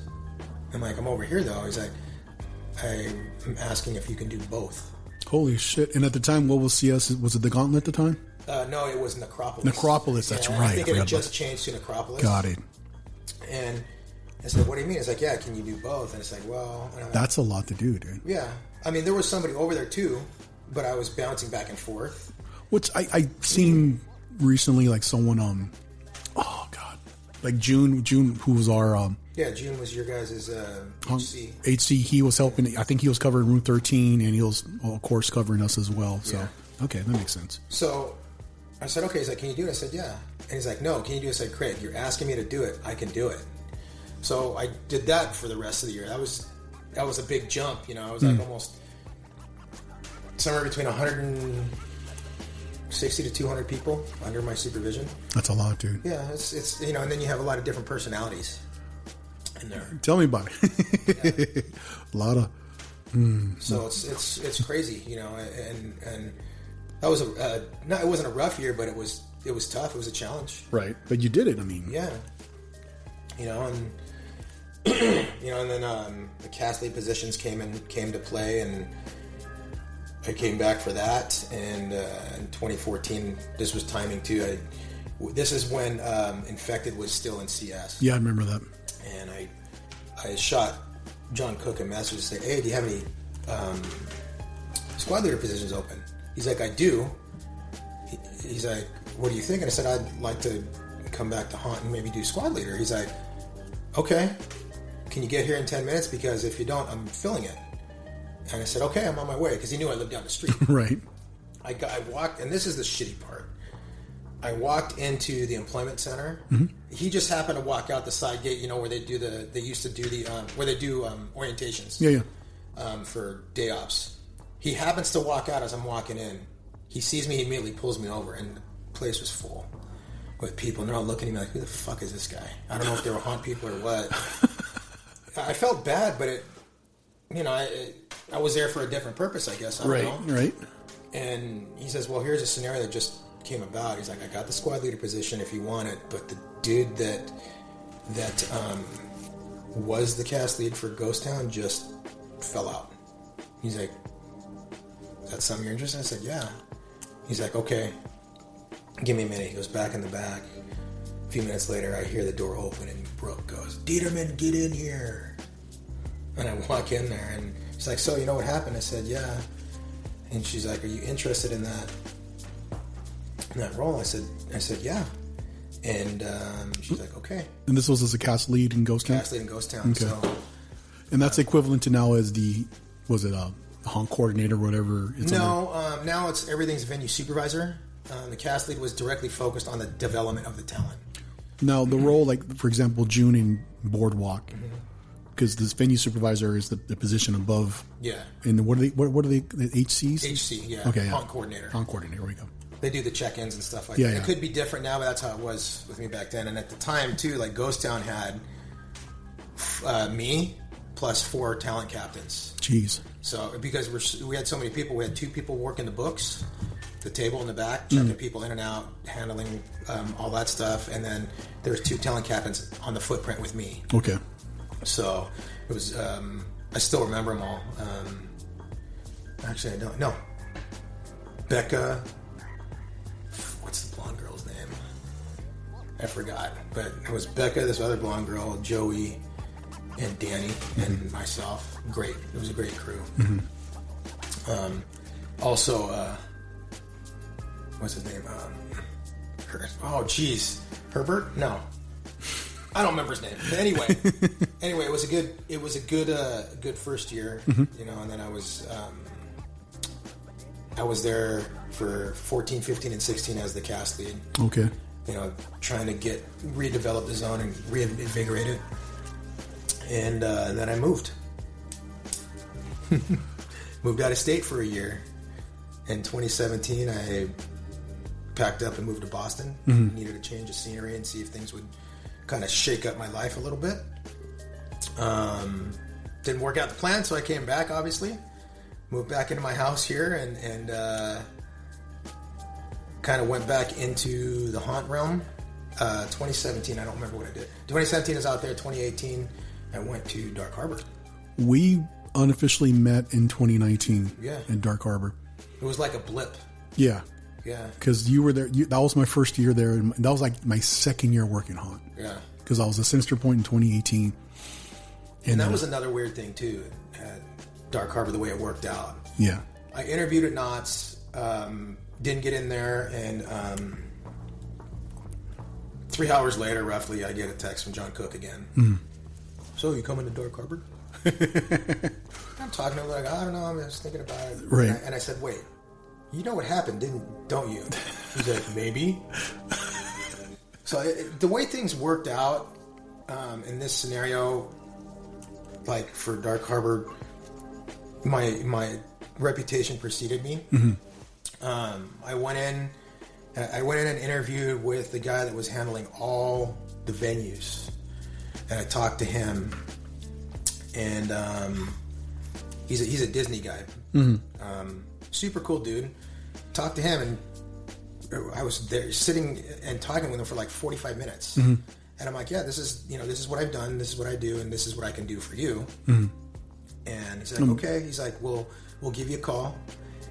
And he didn't give me a call. Later that day, I got a call from David Wally. Yeah, he directed. He casted me directly. Yeah, that's son of the nicest guy in the world. So I got a call from him, and another scenario is like, hey, the person that used to manage streets is not coming back. Do you want it? And I said, absolutely. So I basically did the same thing over there, is kind of revamping the area and overseeing everything. And he's like, I want you to focus on the sliders too, because the sliders were problem children back then. At Dark Harbor, no. Yeah. No, what are you talking about? So I was at Dark Harbor for 2 years. Right. 2018, 2019, I was with them. It was a good run. I had fun. It was really fun there. Cool event, dude. I had a blast. Yeah, it was. We'll get to it, but I had a great time there this last season too. But then the pandemic hit. Yep.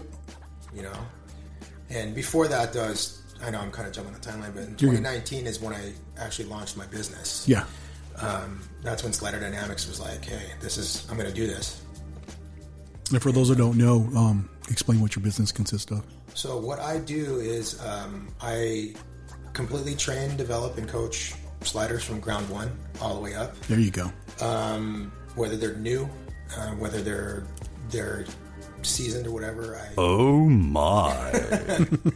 It depends on what they're looking for. I can rebuild people's form to make them better. I've been working with a team now in Florida for 6 years. I was actually going to bring that up too. Yeah, Slider Syndicate out there under the Howl-O-Scream Orlando banner. 2019 they were under. I'm sorry, was it 2021? They were under an event called Dark Horizon, which was under Epic Entertainment and Maikoto. I remember seeing the team double dip. They were at Long Beach. Yeah. And then they all disappeared and went over to Florida for a bit. Like I wanted to. I know it was 2019. Yeah, it was 2019. I wanted to go over there so bad. I remember that. Can I go? Like, I need you here. You know. So we went out there, and this was that year was a proving ground to see how I delivered information to these guys. It was a very small group. Like I think I had a total of 8 sliders there. 2 came out. Didn't even know what sliding were. 2 females. Within 4 hours, I had them looking like they were sliding for 6 months to a year. Jeez. So I was like, okay, how I'm delivering the information is working. And that was a very short training course, and it was bad. Like I had to do basically 2 weeks of work in 5 days. Jeez. Yeah. So we started there. It worked out great, and that's where I met Jordan. Is this how you ended up in Florida with Yes. Okay. That's because the connection at Dark Harbor, correct? Yes. Okay. It's funny. It was through David, and I got a call from one of the girls that worked at Taylor Byerly, who's amazing. We don't work with her anymore. I think she's under the Disney umbrella now. But she was working at Hoso before, at SeaWorld before, and I got a call from her. She wanted to have sliders there, and she knew I was the guy through David. And so I went out there and started training them. It was the same thing there. We had like 8 people first year because sliding wasn't prevalent out there yet. Right. You know, now it's pretty big. It's off the chain, and it keeps growing. Do you see a difference between like the East Coast and West Coast, like SoCal sliders, and big difference? Well, out right now in Fullerton. Fullerton, wow, that's pretty far. In Florida. The team out there right now consists of more females. Really? Yeah. Interesting. And they're good. Right. They're solid, you know, and their learning curve seems to be faster. Well, and that's across the board too. It's weird. Yeah, women have a tendency to learn things faster than men. Well, no, but the guys out there too. Okay. It's the same thing. It's just for whatever reason, it seems to be a faster learning curve out there. But I've been with them for 5 years now, training them from ground up. I do the auditions and the training. Good for you, dude. Everything, yeah. It's been great, and I'm very fortunate to have that. I would like to have more of that. You know, biggest thing is like what I provide. One is a high level of safety for these guys, and on the backside, like when you look at the numbers, like okay, they pay for me to come out, but this is how much I'm saving in the long run. Their insurance, their medical, anything like that goes down because I've been going out there for 6 years, and you have 5 years just under the Hoso banner, not one incident with a guest. You know, you get jam fingers, bumps and bruises, that's normal. That's normal. But no collision or anything, accidents with a guest. That's perfect. I mean, you're going to get hurt as talent. You're going to get bumps, and you're going to fall, and whatever it is, what it is. But that's good. And then you put sliding in it, and it amplifies that. Yeah, opportunity for that. I know you had a short stint with the hayride. I did, because I remember I bumped into you there, and I'm like. And I was like, hey, dude, you probably don't remember me. And you're in charge of the Midnight Mortuary Maze, correct? Yeah. I started talking, I'm like, oh, that's that dude Dieterman. I keep seeing him everywhere. And I ask, hey, what's up, man? And you're like, hey, what's up? Hey, take it easy, crazy cats. They're going to start tasseling right now. But I remember this is when they moved locations. It was still in Griffith Park, but it was across. Different space, yeah. Yeah, I was a fan of the old location. But I remember I saw you standing there. I'm like, I know that dude. And I think I introduced myself. And I'm like, hey, man, we were Dark Harbor back in 2019. This was 2021, correct? Yeah, 2021. I remember we shook hands really quick, and I went inside the maze. But yeah. That was fun. I worked with Stephen Moore that year. It was a rough season, but you know, I mean, my crew did great. You know, it was one of those things like, hey, I want to give it a try. Right. You know, and anything, it's like, I'm not going to come in for the season. I'm going to finish it out and run it. And that's exactly what I did. You know, it was good. And then 2022, back to Knott. Yeah, that's where I think we... Midnight Mortuary too. Sorry, I just totally jumped around. Midnight Mortuary too is like Stephen Moore was the basically the talent director there. He handled all of us, and he's like, he asked me, "What do you want to run? Do you want the hayride or mortuary?" So I'll take mortuary. And he left me alone and let me do my thing. And every night we had, I was told, best venue of the night. That was, of all, when they moved, that was probably my favorite maze. Not only because it was interesting and it had good talent, but that maze was built by Sinister Point for the hayride. But of course, they did adjustments to it. And I helped build some of that maze back in the day. Yeah, it was a good maze, you know. And I had to do some shifting around with the talent because the flow wasn't right. So I changed it up, made sure people had a counterpart that needed it. Once everything was dialed in, it was great. You know, I moved one girl from the church, the pew room, I guess you could say, and I put her out in the back in the cemetery. Completely changed it. Like, I had people in the pew room already that were doing great. I moved her out there, and she completely leveled up her game. You know, and I would stand back there in the corner, like where the fog is, so she couldn't see me. I just watch her slay people. It was great. You know, I remember, and correct me if I'm wrong in the timeline. Before I even started in 2018, I saw the documentary "The Sliders of Ghost Town," which you came out in. How did you end up being a part of that? Long story short is I was approached, and when it was put together, I was the one that brought all the history to the table with all the people that were brought in for that.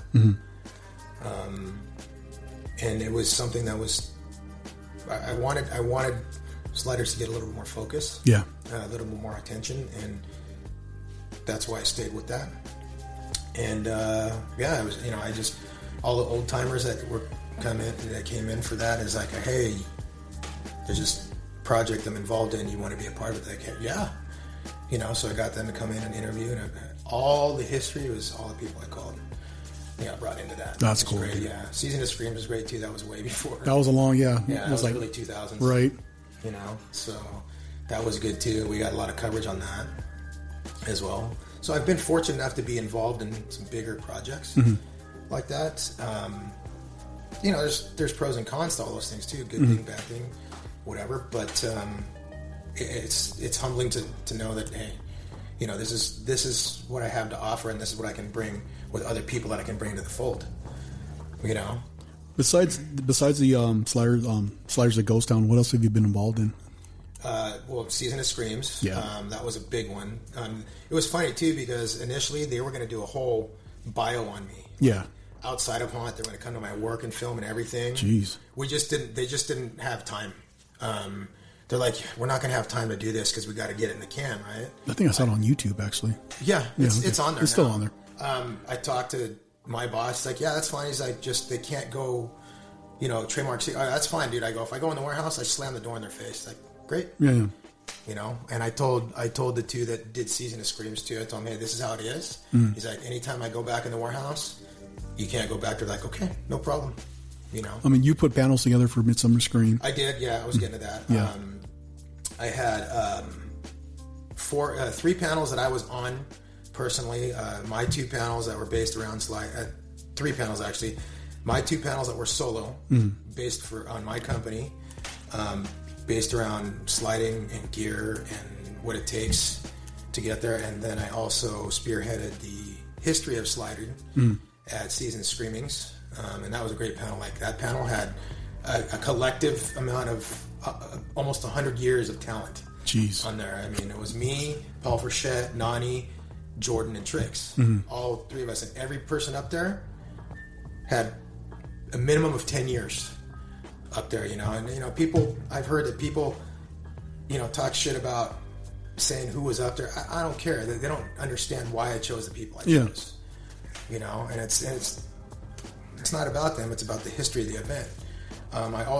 This one was kind of a bummer too. I helped Taylor from Midsummer spearhead a panel discussing being a character at Midsummer last year, but I wasn't there to be on it because it fell right in the middle of my trip to Orlando. I remember you had to go to Orlando. I remember that. Yeah, I was super bummed on that, and I had Star on there, the GM from Dark Harbor, but she had to fall out because of schedule conflict with Dark Harbor stuff.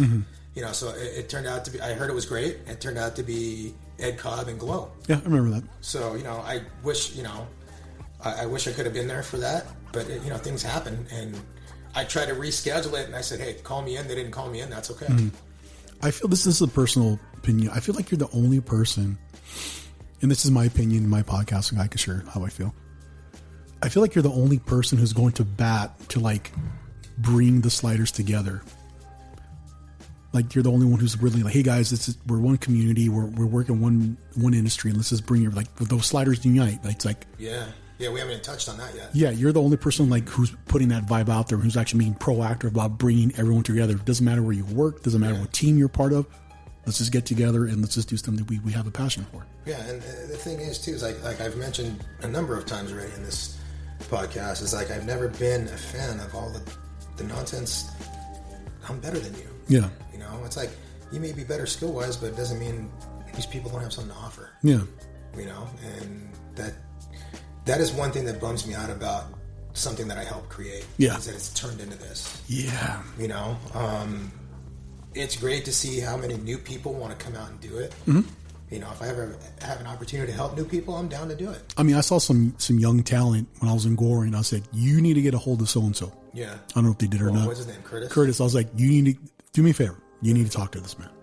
I spoke with him a little bit, and that's how I think I told you. I hooked him and Zach up. I go have them work together. Have them work together, yeah. Yeah, those two they're very good talent. Zach he's one of my guys that I trained. He did a private clinic with me. It was 11 days, and that kid is like a sponge.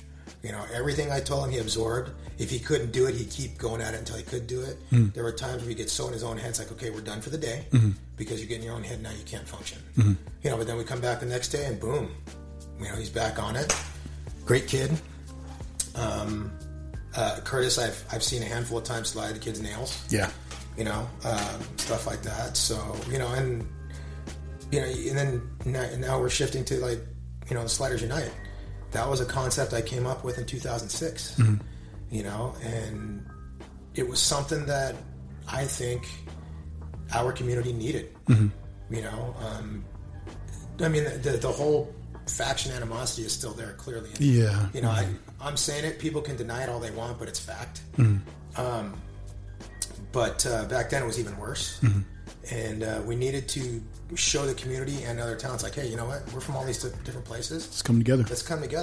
And that's why the first one was called when it happened. This was 10 years in process before it happened.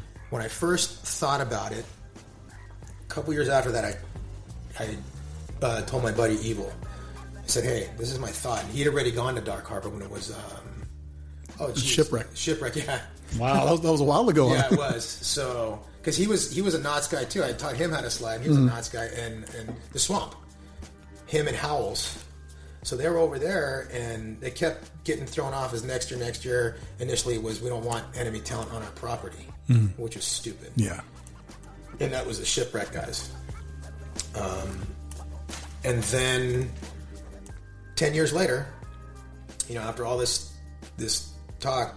Lee comes and visits, Evil comes and visits one day, and he's like, hey, that thing we've been talking about forever? I said, yeah. He's like, it's going to happen. And at that point in my mind, I was retired from being talent. Yeah. Now so I do the quotes. Yeah. And he's like, I need you. And I said, okay, I'll be there. He's like, no, I need you to come out of retirement. So, and that was something he and I had talked about. David Wally's like, yeah, let's do it. And this happened over at Dark Harbor in 2016. 2016, I remember that. And it's funny, too, because that ties into...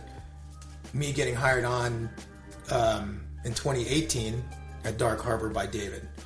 The small interactions I had with him in 2016, he remembered me from that, and he's like, I want to hire him.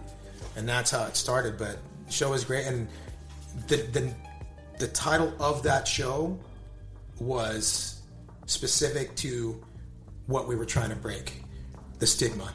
That's why it was called Breaking the Stigma. You know, that was it was a great show. I would say it was like a trial run because we didn't know how well it was going to work. And then this last year they did one. Last year was so good, dude. Yeah, they did one in 2017. I was back east, and then this last season we did one, and it was called Coast to Coast because I was able to pull people in from the East Coast. Okay, you know, a couple of the guys from Hoso. I even tried to get people from out of the country. Oh, wow. You know, with that can be logistically a nightmare for getting over here through visas and all that. Yeah. Because if you come in on a tourist visa, you can't work. Yeah. Type of thing. So there's laws with that. So that didn't work out. But we had over 30 sliders involved in it, and we had representation across the board. It was great. It was super great to have the boys from Florida out here, you know. Jordan got to fulfill a bucket list item. He had mentioned one of his podcasts that if he could scare anywhere, he would want to do it Dark Harbor. So he got to scare at Dark Harbor. There's something about that place. It's just different, dude. And we got to scare for about 10 minutes, and then somehow, like, we're running the grounds, and all of a sudden we went, whoop, went different directions, and it's like, okay, that was it, you know? I'm not going to lie, when I saw talent from, like, Knott's going over and, like, doing guest scares, I'm like, dude. Yeah. They're like, whoa, I don't know, Rick. I'm like, nah, man, never mind, man. Like, I wanted to go my nights off. Yeah. But they're like, whoa, I don't know. I get it. I'm not a slider. I get it. I'm not a slider. Yeah. It's crazy.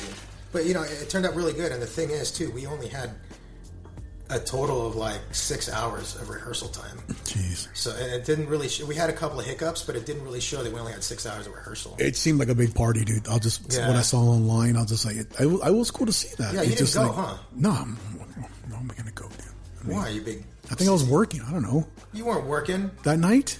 It was a Tuesday. You guys were closed. That's why people could come over. Oh, no shit. Yeah. Dumbass. Well, that's why I thought it was a Tuesday. I didn't know it was a Tuesday, dude. Yeah. October 28th. Knowing me, I was probably tired. Who knows? You know. So, you know, and we called it Coast to Coast for that reason. Okay. But yeah, it was great. You know, that's something that it holds a lot of weight for the community. And for, you know, guests love it. So it's not, the problem is it's something that can't happen every year, and it won't happen every year. Yeah. I developed the show to not happen every year. The turnaround should be every 3 to 5 years. Okay. For that, because it holds its value that way. You know, it can't just be great for the community and the guests. It has to hold monetary value too for the event that's hosting it. Makes sense. You know what I mean? Maybe due to certain milestones. Yeah, exactly. Okay, like anniversaries or something. 2016, we sold out a Wednesday night. Wow. At Dark Harbor. Okay. And that's like, they say it was 10,000, that was capacity. It didn't feel like that, like in between shows, because that's another thing too, tag teaming with people from other events is great when you're sharing with people, you know. This year, I don't think we sold out, but it was still very packed. But in all reality, though, yes, we did the 2 shows, and in between, there was some scare time, but it was more about, you know, seeing the people that came to see us and giving them a little bit of our time. You know what I mean? Taking pictures with them, you know, having a quick word with them, stuff like that. And then us going out and being able to hit some scares and whatnot. That's what it was for me. And I know a lot of the other guys were like that. And some of the other guys were just going ballistic, you know, ape shit. It's so funny. I keep saying ballistic. Ballistic. Right. You know? I feel like you came up with the concept of Sliders Unite right around the same time that you started Slider Dynamix. No. Oh, yeah. Like that, you had the concept. Dynamix was 2005. And then Sliders Unite, you did what, 2006 is when I really started thinking about the concept of doing something like that. And the reason why I chose Sliders, 1, because I love sliding, but 2, because it was already a very impactful thing that Hans did, and people like to watch that. So you put a show together like that, it elevates the game, whether for us and visually for the guests. You know, it's like, oh shit, and being able to do different tricks and moves with people from another event is even better. You know what I mean? So it was a good thing. You know, we loved it, and you know, this year was great. This last season was great. I hope the next one will be even better. You know, but like I said, every 3 to 5 years, so who knows where that's going to fall. You know, it just depends on, you know, when the conversations start and how it goes. But the thing I do want to mention is this concept wasn't developed just to bring the best talent to the table. This Sliders Unite thing that I created, it was designed to not only bring quality talent to the table, but talent with the right mindset. Right. That don't come in with a negative attitude towards the others. We come together to work this show in a positive light and put that out there to the people that are observing us. You know, that's where a lot of the misconception is for some people, and it's, you know, and now I'm setting the record straight. That's what it's about. It's not about who the best sliders are, because it's not a competition. It's about working together in unification. Yeah. You know, and showing the community, it's like, dude, this is where we're at, but this is what we're doing together. Right. With zero issues, zero ego. You know, and that's how it worked. You know? And I loved it. It's like, yeah, it was chaotic, but to see something like that continue to develop is, again, humbling. You know? And it's, yeah, I mean, I didn't think I would have done all this stuff, let alone be in this industry for this long that I've done.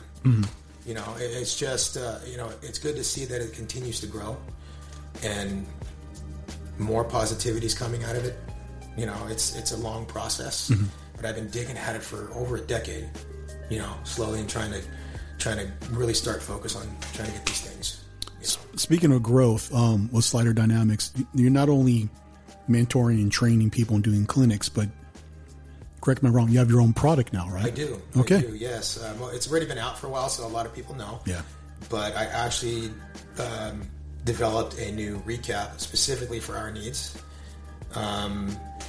It's called the BALLISTIC Recap, and you can get them. You can buy them at InsaneHauntProductions.com. Basically, it's a recap that it's 3 times faster than any other cap on the market.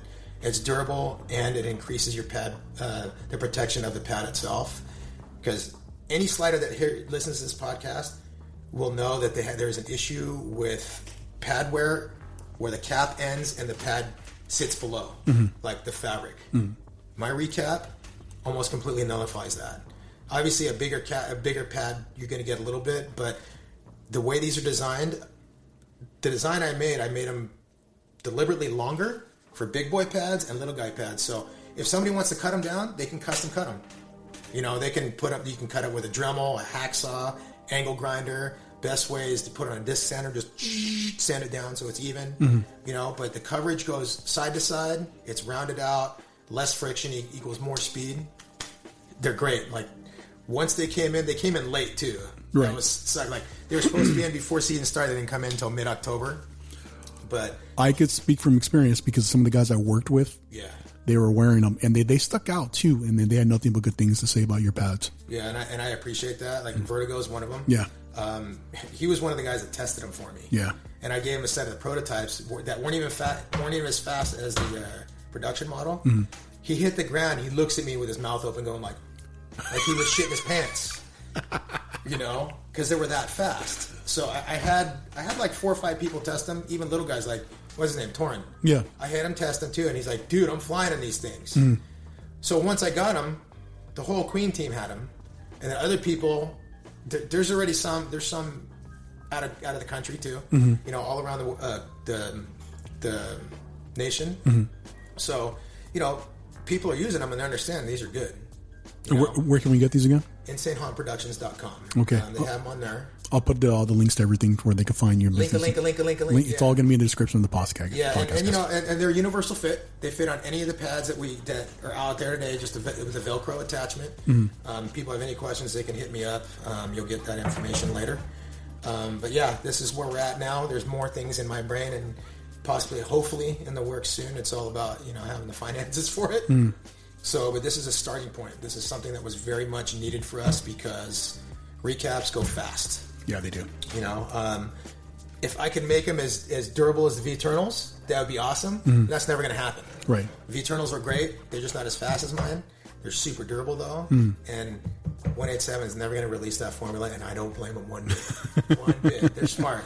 Well, if you want durability, I mean, you go with a certain type. If you want... Well, it depends. Like mine is a happy medium of durability and speed. See, if you want speed, like I'll say, if you want speed, then okay, cool. Yeah, it's a balance. It's a balance. Durability and speed. It's a nice balance. Okay. Yeah, and that's why I made them. You know, it's like I use them full length, and I love them that way. Like those of you guys that'll hear this, I was probably not even gonna come out before then, but you know, Slide Saturday, this Saturday, which is the 14th, which this is gonna come out afterwards, but Probably come out after, but you know. yeah, a bunch of people will have them there. But yeah, no, they're great. Good Okay. feedback. I did have. I love telling this story. I've told it a bunch of times. As you know, I worked, which I didn't mention. I went back to Dark Harbor and worked full-time talent this year after 15 plus years. Holy shit. Yeah, it was great. Like Yeah. I knew there was going to be some soreness, but nowhere near as much as I thought. Like a little bit of sore after the first day, and after that I was golden. You know, but I'm out there, and I was still on prototypes, and they're still fast as shit. And I'm out there working the grounds, and some random kid comes up to me. He's like, "Oh, you weren't." He couldn't even say the word ballistic. He's like, ballistic. I go, "Yeah." He's like, "How you like them?" I said, "They're great. They're fast." Oh, they look kind of bulky. And then one of the other talent comes up, and I didn't even have to do anything. Like they started hammering the kid. Hammering this kid. And I'm like, "It's okay." Yeah, I just can kind do of it. looked at the kid and go, "You're new, aren't you? You don't know much." And he kind of looked at me, and I walked away. And of course, it gets around to the team, right? We go on break. We all start. Everyone's talking. like, dude, this Yeah. this kid. So what happens is they find out who the kid is. I pointed him out. He's sitting right next to the tape line at the Slider show, right? Right. 4 or 5 of the guys go by and they slide him and look at him, and they make sure he's very aware. It's like, you have no idea what you're talking about. Check this out. And then during the show too, I saw a couple of guys. They hit a big slider, a big jump, and they turn and look at the kid. You just stare It at was so the funny. kid as they're passing. Yeah, That's hilarious. so I didn't have to do any of the talking. They shut him down for me. You know, and that says something about my product. I don't care if he doesn't want to use it. That's fine. But don't talk about something you haven't attempted to try. Not realizing who he's talking to. Yeah. Exactly. He had no idea I was the one that designed these. And not that, but also like the history you have as well. Yeah. It's like, hey, dude, it's like I think I know what I'm talking about. Yeah. You know? So the talent that went to bat for me, they're like, you know, he's the one that designed them, right? Oh, you can't even say the name, kid. Yeah. It was kind of funny. You know, that was an interesting story. You know, you're not going to make everybody happy, and that's not the point. You know how much work it would take to make every single person happy. Yeah. You know, trust me, it just no, dude. Yeah. You know, but like I said, they're fast. If you don't want to use them, that's cool. But I'm telling you, when you get on them, some people are like, oh, I go, just try them. Just try them. They try them like, oh, I go, exactly. Yeah. I like the fact that it's a balance. It's a happy medium of like, you know, durability and speed. Because if speed's your thing, okay, cool. But also you want speed and durability, and then there you go. You know. Yeah, speed is very good for doing show stuff, you know, on long distance slides. The durability is there too, you know, so you can use them for. And the thing is too, people are like, well, how long did it last? There's too many variables. It depends how heavy you are in your knees. Depends how much you're sliding. Are you on your Type of toes? surface. Exactly. Are you someone that? Yeah. Yeah, these could last, depending on, like I say we're sliding on polished concrete all the time. They could last a few years, you know. Yeah. Say you're sliding on aggregate, really bad stuff. They could last half a season. Yeah. That's just with any cap. It just happens that way, you know. But I will say there's always improvements. You know, I'm looking to, like, when they come out again, of course, I'll look at things like, okay, hey, you know what? These are great. Where can we make them better? You know, you always want to level up the game. And that's what I've been trying to do for a long time. I mean, this is something that has been, the discussions had happened for over a year. I think almost 2 years before it actually came to fruition, where it's like, let's do this. I mean, you and me were unofficially talking about it. You're like, don't say nothing. Well, yeah, I got you. Yeah, I was like, yeah. And I'm very fortunate to have the partnership I have with Insane On Productions, because that's who I did these with. You know, they're a great company. The owner is awesome.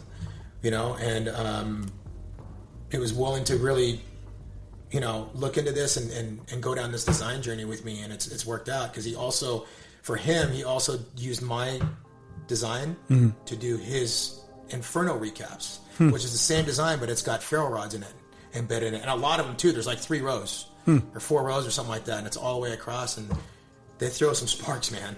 That's pretty cool, dude. So yeah, you know, that's kind of where we're at. Obviously, there's other things that he and I have discussed that aren't even on the drawing board yet, but they're in our brains. Okay. You know, and we'll just have to see how things go down that path. You know, I mean, my goal is to have equipment for everything we need. You know, obviously steel toes are steel toes. You can get those anywhere. Yeah, you can get those anywhere, yeah. You know, so, I mean, and they already sell those anyway. You know, I'm I'm looking to revamp other things. Things that are more exclusive for us, built by Slider for Sliders.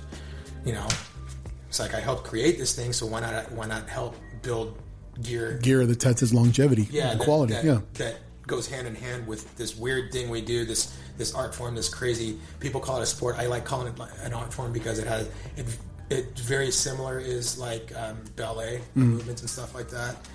And figure skating.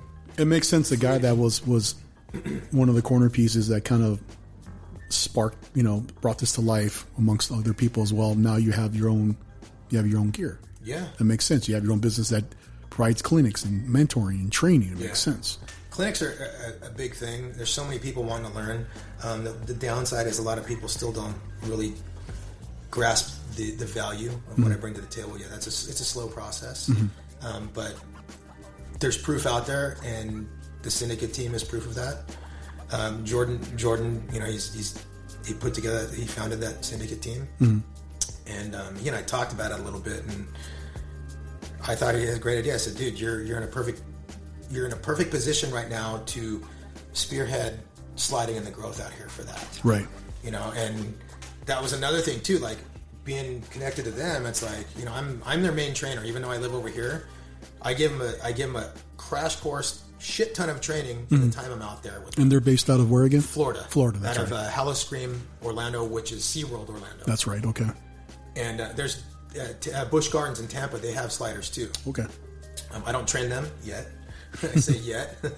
But having Jordan out there, and they do an event for Christmas time now, the Krampus Fest. I saw that. Yeah, which I flew out there this last Christmas for that, and I participated with him in that. That's cool. I would love to do that again. It was great.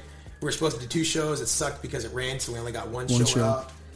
The people that run that event are amazing people, and it was a good time, minus the rain. It was good to see everybody again and kind of chop it up with them. So it was that was kind of like the icing on the cake for me to end off the season, to be able to go out there and do my thing with them. That's cool, dude. It's the fact that they have this show out there, and it's not just sliding. They have fire in there too. They have a guy that spins fire, and it's funny too. There's 3 firefighters on that team. The guy that spins fire, Jordan, and another guy. That's funny. They all work out of the same department. That's funny. And so this guy spins fire, and we jumped his fire staff and all that stuff, and it's this cool thing, and you got these guys there, and with the rain, my shit isn't going to catch on fire. I had my cheesecloth tail on. I had it sprayed with fire retardancy though, right? But I didn't need it because I ended up taking it out before we started, because it started raining just before the show started. Right. I hit the ground once, it turned into a wet rag. So I took it off and put it in our booth. Yeah, it was great. So, that's kind of where I'm at now. I mean, there's obviously more things developing. I'm actually going to Transworld. I was going to bring that up. Yeah, I'm kind of beating you to the No, punch. go ahead, dude. You're making my job easy. Yeah, I was fortunate enough to go back to go to Transworld a few years ago with my cousin. He started his own company. He used to work for Ghost Ride Productions, and then he started Rib Effects, and he's a prop manufacturer. People will think I'm saying this because he's family, but it's not the case. I've seen a lot of props out there. Out of everything I've seen, he's probably the best prop manufacturer in the industry, and his stuff has gone all over the world. I went out there with him to help him run his booth his first year. His stuff is amazing, dude. And I haven't been able to go back since, but I'm going back this year now. That was just kind of solidified very recently, and I'm now going under the Insane Haunt Productions umbrella. Obviously, it makes sense because now I have a product on the market. So to put it out there, whether people buy it or not, simple fact is we're getting information out there on it. I talk to people if they have questions, and then they can buy from the site later if they want to. But it just seemed like the timeline was right to go back out there and hit that show. I've been wanting to go back since the year I went with my cousin. And Transworld's it's the biggest trade show. And It's the biggest haunt convention trade show type of thing. And you could only go if it's not open to the public, right? I believe it is now. I know back in the day you had to be like in the industry. You had to be a buyer, yeah, type of thing, or a haunt that was looking for product. But yeah, I've noticed that it's now there's some other avenues there. That you can and it's for people to know, it's not like Midsummer where it's a convention like you could go, Yeah. It's more like there's props. Yeah. Midsummer is consumer driven. Yeah. Transworld is more buyer driven. Yeah. But there's still stuff you can buy. Like a lot of the companies, they do cash and carry. Yeah. So you can do that as well. But you'll see things there that you wouldn't see at a Midsummer or Creep.ee or something like that. It's good for like the people who are like, the haunt builders or people that actually have haunts. Yeah, home haunts, the pro haunt guys. The pro haunt guys, yeah. I met a couple of really cool people out there. This one dude that runs a haunt out of New Hampshire. I messaged him when I solidified me gone. I said, "Hey, dude, I'm finally going back to Transworld." He goes like, "Oh man." He's like, "I'm not going this year. We're going to Midwest Haunters instead." And I said, or East Coast Haunters. One of those. So, it was kind of a missing time. He's been asking me, "Dude, you coming back this year?" He's done that a couple of times and I haven't been able to. But now it's a different scenario. And I'm hoping that's going to be really good. That's coming up really quick. No, you're going to... Yes. I'm helping IHP run their booth, but I'm going to be there to do this, to get more information out of my recaps. And that's the place to do it, man. Yeah. And make some new connections. And there you go. I mean, I'll probably end up seeing the people from Epic Entertainment again out there. I haven't seen them in a handful of years. So it'd be good to see Steve and Charity. Saw Amy Holloman all season, but I think she's going out there, so I'll see her again. So I'll get to kind of reconnect with people in the industry that I haven't seen in a minute, So it should be a good run. When I had these guys on, and I'm pointing to the poster of the Midnight Syndicate, they literally took their cassettes to Transworld, and they had a little booth right outside of one of like a panel.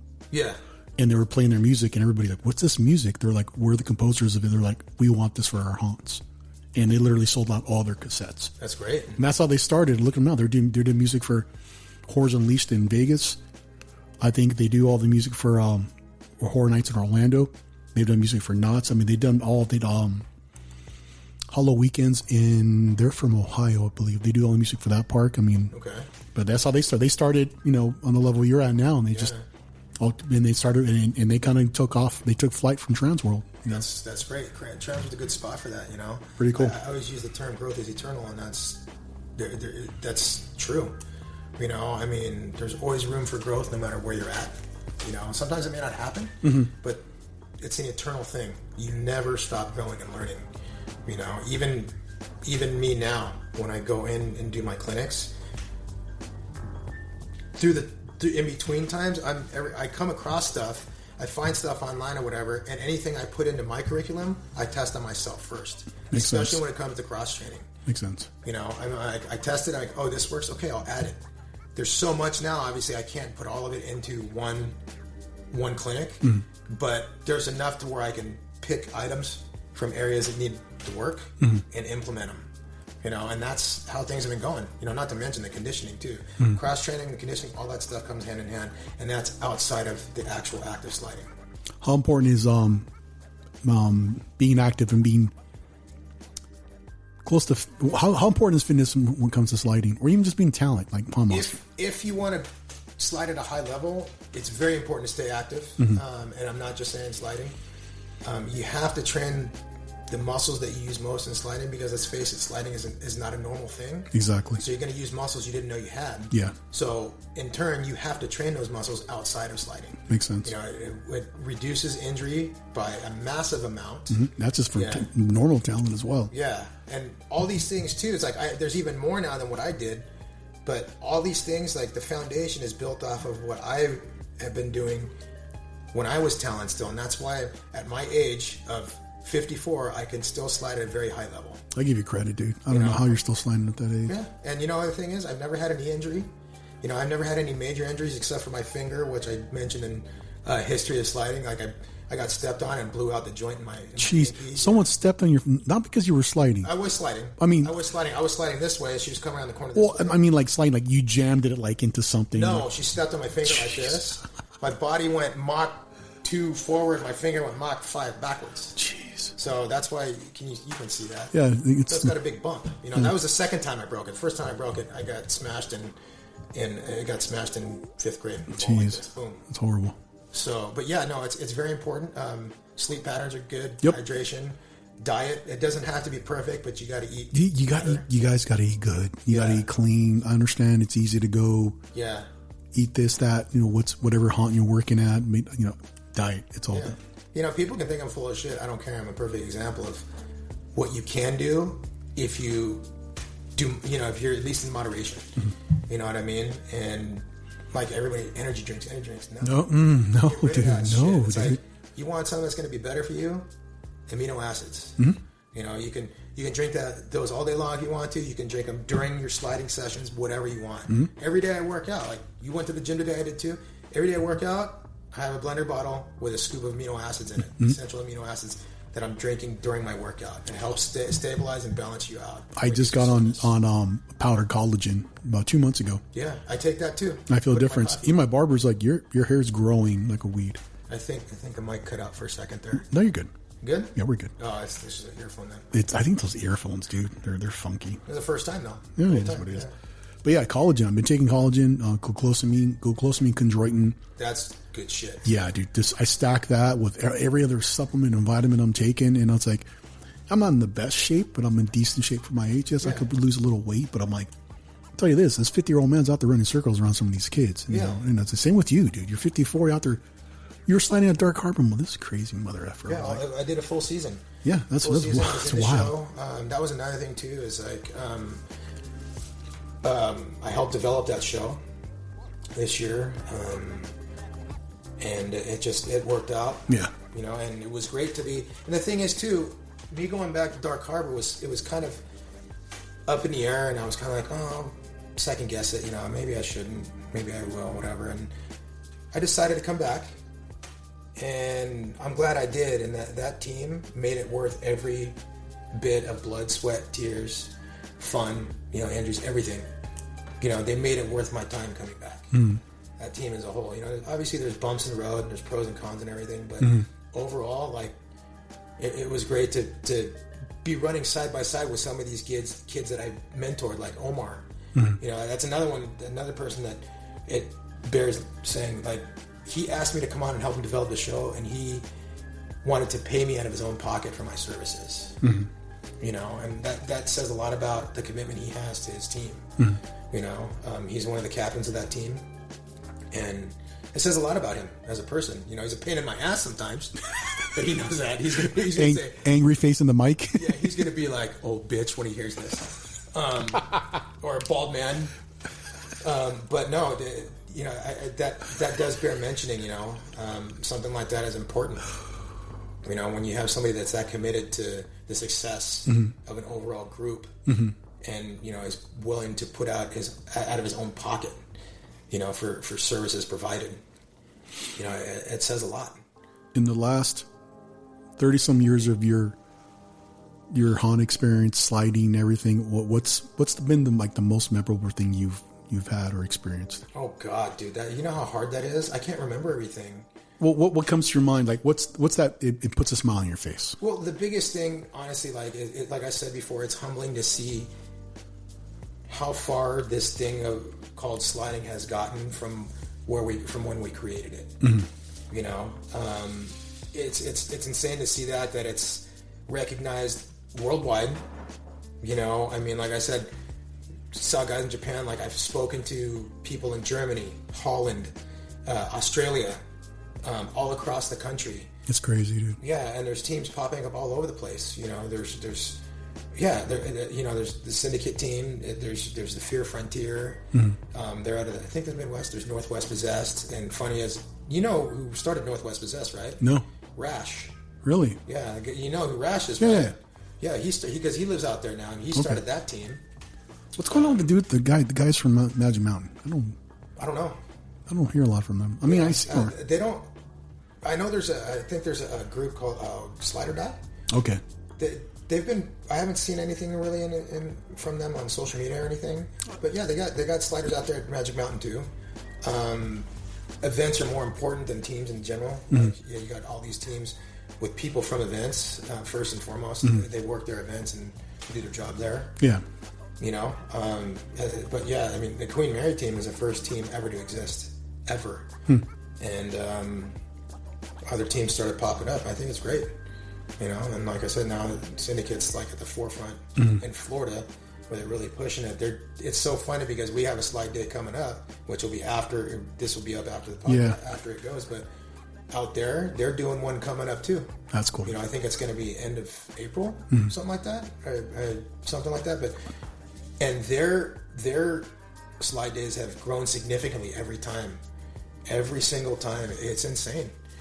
You know, so it's again humbling to see that, how it's grown so much, and now how rampant it's growing, and to see kids younger and younger doing it. Right. You know, the biggest drawback of that is that people aren't learning in the proper steps.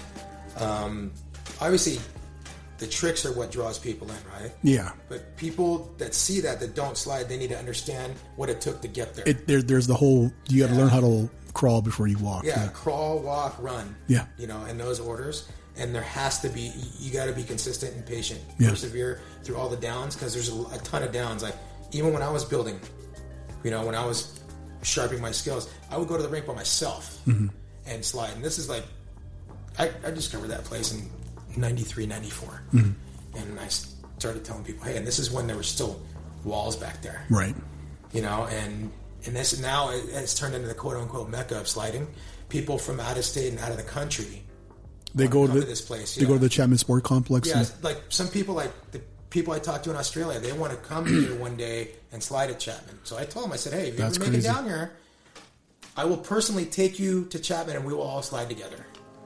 That's wild. Yeah, you know, and people from out of state have come and done that and slid there. You know, they made it part of their vacation. You know, yeah. So it's crazy that a spot like that is now the institution of what we do. And it all started, we know, with you and a couple guys back in early '90s. Yeah, that's crazy, man. Late '80s. Late '80s. Well, there's your moment. You know, it's. I'm old as dirt, and I have to say that. Frickin' Paul calls me a dinosaur. And I think it's funny because he's true. It's fact. And I say I'm from the Stone Age. We're talking about Vertigo, right? Yeah. I mean, he's what, in his 20s? He's 26, 27 now. Nicest guy in the world, dude. Yeah. Like, it just, you know, he was quiet backstage, real humble. Yeah, he's a quiet dude. He's really nice. He'd check up on me, and we shoot the shit in passing in the zone. He's grown a lot since his start in this industry, and it's been cool to see it. Yeah. You know, it was cool to work side by side with him too. You know, after being his boss at Dark Harbor, and then at Knott's. You know, it was you know, and then working side by side with him with talent was great. Like, I was working with him one day when he had his chainsaw out, and SoCal Tall Guy was filming. This is a funny story because I just happened to be, I was working this area with him at Dark Harbor this last year, and this girl is walking by, and he comes up behind him and rips his chainsaw. She turns around and walks right into a sign and knocks it over. It's on video, and it's great. And then Tall Guy zooms in on his face. He's like, and then Moan Damage comes over. He sees and gets down and starts going 1, 2, 3 because you knocked over the sign, right? Oh, here's another story. Sorry, I just got sidetracked. No, you're good. So Moan Damage, kid's name is Logan. Okay. His mother was my lead in '96. Holy shit! In Ghost Town. Wow. And I think '97 too. Okay. I'm unsure about that, but I think it was 2 years. And I'm working side by side with him, right? And I'd say a couple weeks into the season, in the group chat, he's like, "Hey, Dieterman, you know so and so?" I said, "Yeah, she's my supervisor in Ghost Town in '96, '97." He's like, "That's my mom." That's my mom. What? Yeah, she was a total. Oh, sorry, no, she was cool. She was cool. Her and this other guy, Harold, this big black dude. Yeah, both super cool. And one day she happened to be there. I didn't know she was there. He grabs me. I'm at the top of Slider Alley. He grabs me and I go, "What are you doing?" He drags me all the way to the end and puts me right in front of his mother. That's funny. Gave her a big hug. We talked for a little bit and then we did the show. It was great to have a quick little connection like that. Haven't seen her in years, you know. So that's like a full circle moment, you know. It's like, I worked with your mom, now I worked with your kid. You. That's crazy, huh? You know, and it's kind of it's backwards when you think of it. You know, you think you work with somebody and your kid works with their kid, whatever. It was kind of reversed for me. Going back to Vertigo, Paul, nicest guy in the world. Yeah. Super excited when he heard I got casted in Boardwalk, and just always checked up on me. Really nice. We cracked jokes amongst each other, but nothing but nice things to say. Yeah. What do you find? I'm trying to say here. Spread out. What are you most proud of with the new generation of sliders, or the ones that you've either mentored or the ones that have grown on their own? Like, what are you most proud of the new generation that's coming up? Well, again, the fact that it's growing so rapidly is that is a proud moment for me to see that. You know, you see these kids come out to the rink. They could be new. They could be seasoned. They come out and they train. You know, and now the Queen Mary guys are doing their boot camp. It's better than it's ever been before. People are coming back to it from last year. Like this first day of their boot camp, you know, I always go because I want to see what new faces are out there. I think I saw only 2 new people. The rest are returning. Wow. So, you know, they're coming out here and they're wanting to learn and get better and build on the skills they have, which is amazing.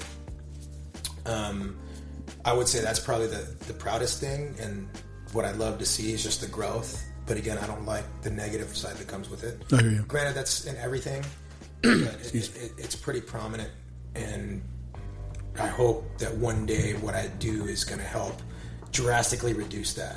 You can't ever do away with it completely. That's impossible, but if I can help drastically reduce it while I'm here, before I leave this industry, or before I die, right? Whatever, you know, because I don't know what my future holds. True. You know, I could be gone tomorrow, whatever, you know. It's just, you know, I want to continue to help the community the best I can. There you go. For as long as I can. There you go. You know, and that's just the way it is, you know. Everybody's got their opinions, and it doesn't matter. People are always going to have an opinion of something, particularly when you're trying to help. If you're just trying, not for your benefit, but for others. Exactly. Someone's going to, and I can associate, someone's going to take this the wrong way because they think that you're doing it for your own benefit or for egotistical reasons, but you're just trying to pass down what was passed to you. Yeah. And you can see people that have potential, or someone has help, and you just want to take someone under your wing. That's all you're trying to do. Yeah. And it sucks that the fact someone's going to have an opinion of what you're doing for whatever reasons, and all you're trying to do is something positive. Yeah. And, you know, that's the thing too with all these things that I've done. It wasn't. Yes, I'm the one that developed the concept or created it, but it's not about me. It's about doing something good for the community, so it can possibly grow into something more. Yeah.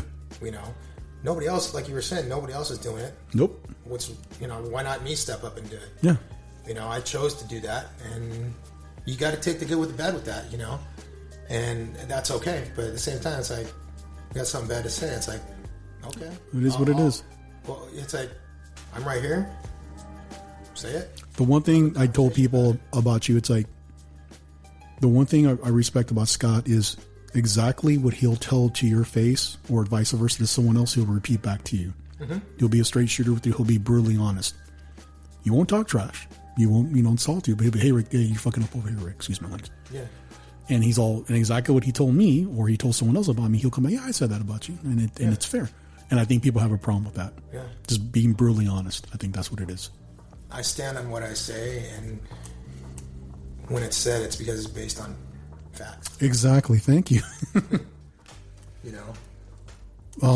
Kind of a generic question for you. Where do you see this industry in the next 5 to 10 years? That's very tough. There's been a lot of ebb and flows, a lot of things I don't like what I see.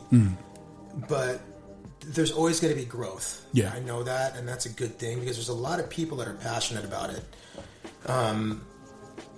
So for that to be taken away from people would suck because, you know, whether we want to believe it or not, a lot of people are in this industry, they do this and it keeps them breathing, keeps them alive. Yeah. This is what keeps them on track. If they didn't have it, who knows what they'd do? Exactly. You know, they may not be on here on this earth. Exactly. You know, there's a lot of, like I was saying before, there's a lot of different personalities here, but Haunt is a major release for a lot of people. You know, whether it's just the release of the stress of the regular job or the day or whatever, or helping them keep their mind straight, you know. And I've had talks with a lot of people that I know that have said that, you know, it's like, this is what keeps me going, or I quote unquote talk them down, you know. And it's like, what does this thing make you feel better about what you're doing? They're like, yeah. It's like, then you need to hang on to that, you know, push forward. This is what's keeping you going, you know. And there's nothing wrong with that, you know. So for it to go away would really suck. It would. You know, I don't think it's gonna go away anytime soon, especially with all the conventions and the trade shows and, you know, the growth of people wanted to come in and be scary people, you know, stuff like that. And that is outside the realm of sliding. That's the haunt community as a whole. Exactly. You know, like people that don't slide, it doesn't matter. They want to come and scare and just be a regular talent. Cool. Go for it, There's dude. nothing wrong with that. You know, because not every venue, every haunt around the world is going to have sliding available. Some haunts are on cobblestone roads, some are on dirt, you know, stuff like that. That's some are out in the conducive. woods, you know. Yeah. It's not conducive to what we do. Yeah. Because no matter what any of us say, is you got to have some kind of decent ground to slide on. You know, it's just the way it is. You know? So, yeah. Quick story I want to share with you before we wrap things up. So last, I don't know if I told you this, dude. So I kept seeing Spaz in the zone. Mm-hmm. And for those that don't know Spaz, he's old school Knott. You and I go way back. Yeah, you guys go back, what, 20 plus years? Dude, I was a vampire boy with him in Lair the Vampire in the early 90s. The guy's a character. He's just high energy, just loud. I was also his boss. Yeah. And he told me that. Yeah. So Spaz has a very distinctive look. He looks like a skinny version of Hacksaw Jim Duggan, like an old wrestler from the 80s. Long hair, goatee, and he's like, yeah. And he's super like energetic and positive. He's in the midway in Boardwalk over at Scary Farm. And every time I went past him, I would just roast him, say something to him, and I would stop. I'm like, tell people, you know who this guy is? This guy's a legend. Oh, he's been doing this, that, and the other. I'd blow up his ego every time for like days at a time. Finally, I know, then the following week, I'm all, hey, you know who this guy is? And I went up to him all, hey man, Scott Dieterman, I'm a big fan. Oh, I told him that, and he's like, and he broke like laughing. Should I imitate his laugh? Yeah. Sorry, Gary, but that's your laugh, bro. He broke, and then I think the following day or the next week, he's like, hey, and he came up to me. He's like, dude, and he complimented me. He's like, I've been watching you most of the season. You've been doing this, that, and the other. And he's like, quick story. And he told me a story about you. He's like, yeah, we used to work for Dieterman back in Ghost Town. And he was like telling me stories and this and that. Super cool guy. But like, I had this build of me roasting him, and finally I called him you. I'm like, hey, it's Scott Dieterman, big fan. And I shook his hand, and people were howling. And he just shook his head. He shook his head. Then he came up to me, he's like, hey man, I'm going to tell you a story about Scott, this and that. Nice guy, not really nice guy. Oh God, that's funny shit, dude. How have you not told me that story until now? I thought I did, dude. No. What it was, that's hilarious. I ran into him at a holiday party. He didn't realize that was me behind the prosthetic.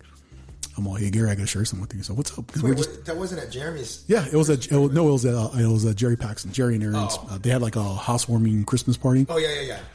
So I'm like, dude, I got to share something with you. And I pull up my phone. He's like, dude, that was you. I'm like, yeah. He's all about all this now. I loved your character in this now. And he tells the story of me, how I roasted him, calling him Scott Dieterman. So that's so funny. Funny guy, cool guy. That's so funny. Yeah, we worked together, and then I was his boss. And it was crazy. The guy's a maniac. He reminds me of like David Lee Roth from like Van Halen. Just like, hey man, just. Yeah. Yeah, it's crazy how long I've known that guy. It's insanity, man. Dude. Early 90s, 92, I think. Right. And he retired, what, a couple of years ago? Well, it's been a handful of years. Been a handful of years? Yeah. Okay. Yeah, it's been a long time. Man. Crazy. Well, anything else you want to mention before we wrap things up? No, I think, dude, it's been a long. It's a long episode. Dude, I kind of think we're gonna be us for about 2 hours. Yeah, are we at 2 hours now? Yeah, we're good. We're at 2 hours. Yeah, I think we've covered everything. We've covered my business, and you know, Slider Dynamix is for hire. You know, you can reach out to me on my Instagram. That's the best place. Slider.dynamix, spelled DYNAMIX, and just shoot me a message there. You know, even just if you have questions, whatever. Again, guys, I'll put the link where you can find Scott on social media, Slider Dynamix, where he's going to be. He's available for hire. Check out his ballistic recaps. Yeah. So what I normally do in every episode, I'm going to bring it back again. I always ask a fantasy question for each guest. Fantasy question. And so what it is, this time portal opens up here in my condo. You could go back in any era either you experienced or you'd like to experience during haunt. What era would it be? Why, and what would you do? I would say between the mid-'80s and mid-'90s. Okay. I don't know if I would redevelop what I was doing, but maybe I would if I would have known now what I known then, I would have taken a different direction. I would have done things differently. Maybe not a different direction. I'd still be doing haunt stuff, but I think I would have done things a lot sooner. Like probably developed my company sooner, developed caps sooner. I just wasn't really in that mindset then, as I am now. Now it's important that, you know, especially with everybody wanting to do it, it's important to have the right stuff to do what we do. Because again, it's not exactly normal. Right. You know?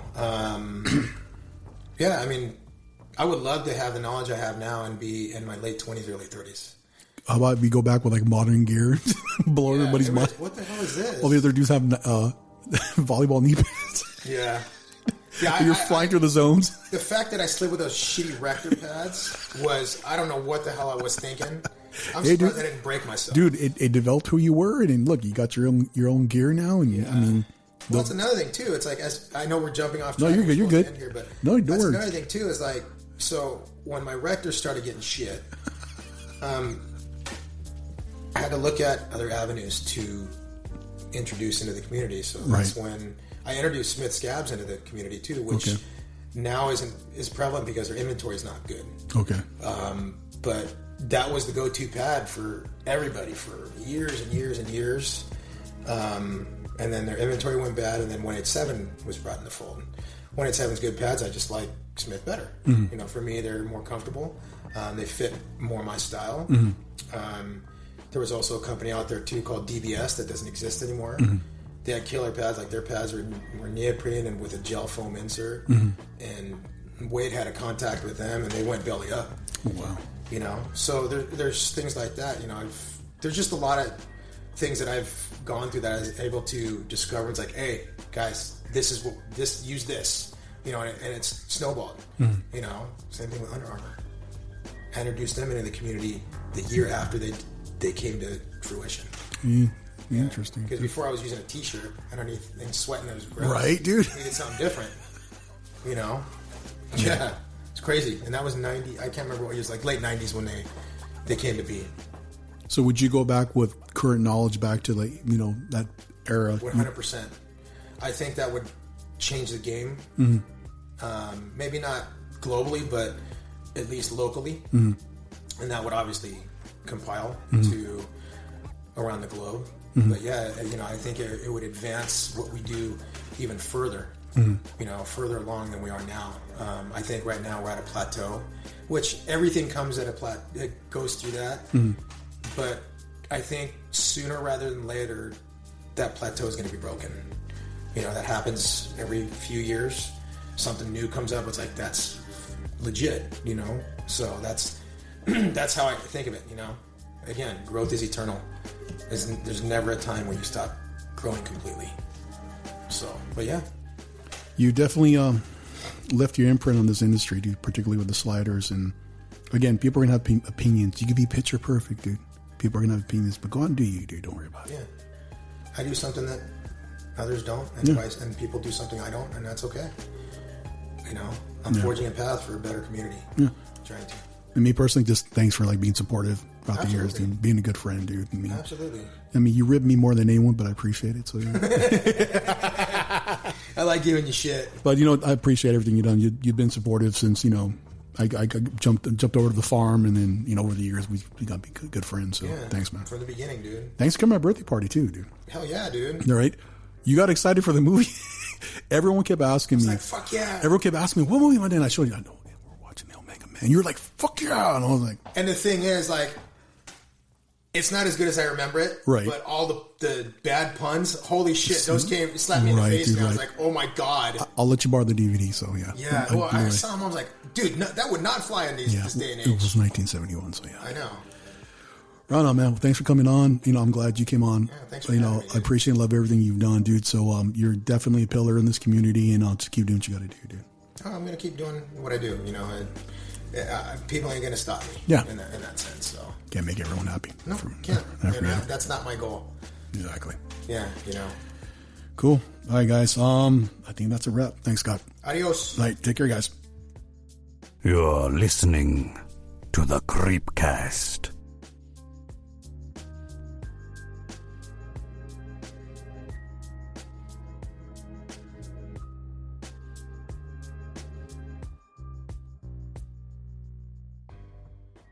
You've once again barely escaped the clutches of the CreepCast with Rick Creeper.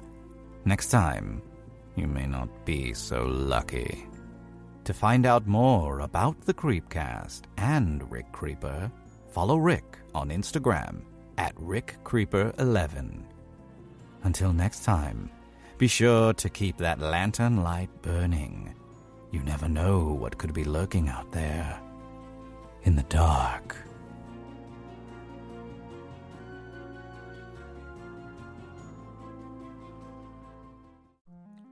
Hey guys, this is Rick Creeper 11 again. Just want to say thank you so much for being supportive of the podcast since its inception. Is that the word? Since 2019, for every episode when I was at Sinister Point, Dark Harbor, Midsummer Scream, and down at the Scary Farm. You're the reason why I do this. You're the reason why I put in the time, the effort, and the labor. Because if I could create something for you that's going to distract you for a minute or make your ride, enjoyable on the way to work or home, or just have you check out from all the BS that's going on in the world, it's all worthwhile. So thank you again to all the supporters. Thank you for the listeners out there. Thank you for all the fans, the guests at Scary Farm, everyone who's been involved somehow, indirectly or directly, everything I've done. You're the reason why I did it. And it feels good to be back. And yeah, man. What does a mime look like when he's having sex anyway? Probably like, I'm a mime. I'm a mime.